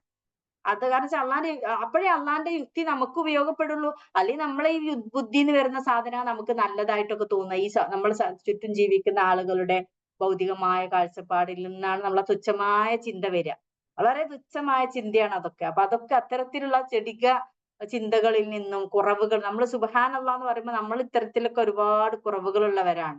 നമ്മളെ ചിന്ത പോലും തൊട്ടപ്പുറത്തുള്ള നമ്മുടെ അയൽവാസിയുടെ അടുത്തുള്ള സാധനത്തുകളായിരിക്കും നമ്മളെ ചിന്ത പോവുക. അത്രക്ക് തുച്ഛമായും ഭൗതികമായ ചിന്തകളാണ് നമ്മൾ അലട്ടുന്നത്. പക്ഷെ അള്ളാന്റെ മുന്നിൽ പാരത്രികമായിട്ടുള്ള ആത്യന്തികമായിട്ടുള്ള ഒരാളെ സ്വർഗത്തിൽ എത്തുന്നത് വരെയുള്ള യുക്തിയും ചിന്തയുമാണ് അള്ളാന്റെ കണ്ണിലുള്ളത്. അള്ളാന്റെ മുന്നിലും ചിന്തയിലും അതാണുള്ളത്, ഒരാളെ സ്വർഗത്തിൽ എത്തിക്കാൻ.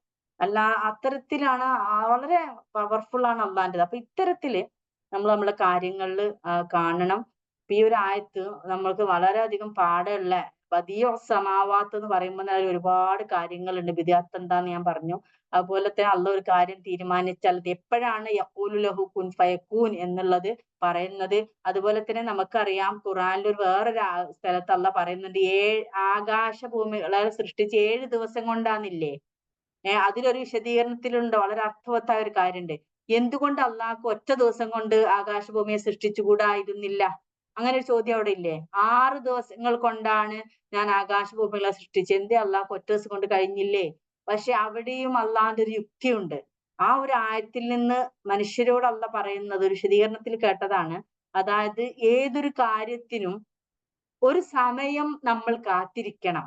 6 ദിവസം കഴിഞ്ഞിട്ടാണ് അല്ലെ ആ ഒരു ആകാശഭൂമി അള്ളാഹ് സൃഷ്ടിച്ചത്. പക്ഷെ 6 ദിവസം എന്നൊരു ഗ്യാപ്പ്, ഒരു ലെങ്ത് അല്ലെങ്കിൽ ഒരു സമയപരിധി അള്ളാഹ് വെച്ചത് അതിലൊരു യുക്തിയുണ്ട്. അപ്പൊ നമ്മളും നമ്മളെ കാര്യങ്ങൾക്ക് കാത്തിരിക്കണം, എന്നാലേ അതൊരു പൂർണ്ണതയിൽ എത്തുള്ളൂ എന്നുള്ളതിന്റെ ഒരു ഇതും കൂടി അവിടെ പറയുന്നുണ്ട്. അപ്പൊ അങ്ങനെ വിശദീകരണം കേട്ട വളരെ അർത്ഥവത്തായിട്ട് തോന്നി.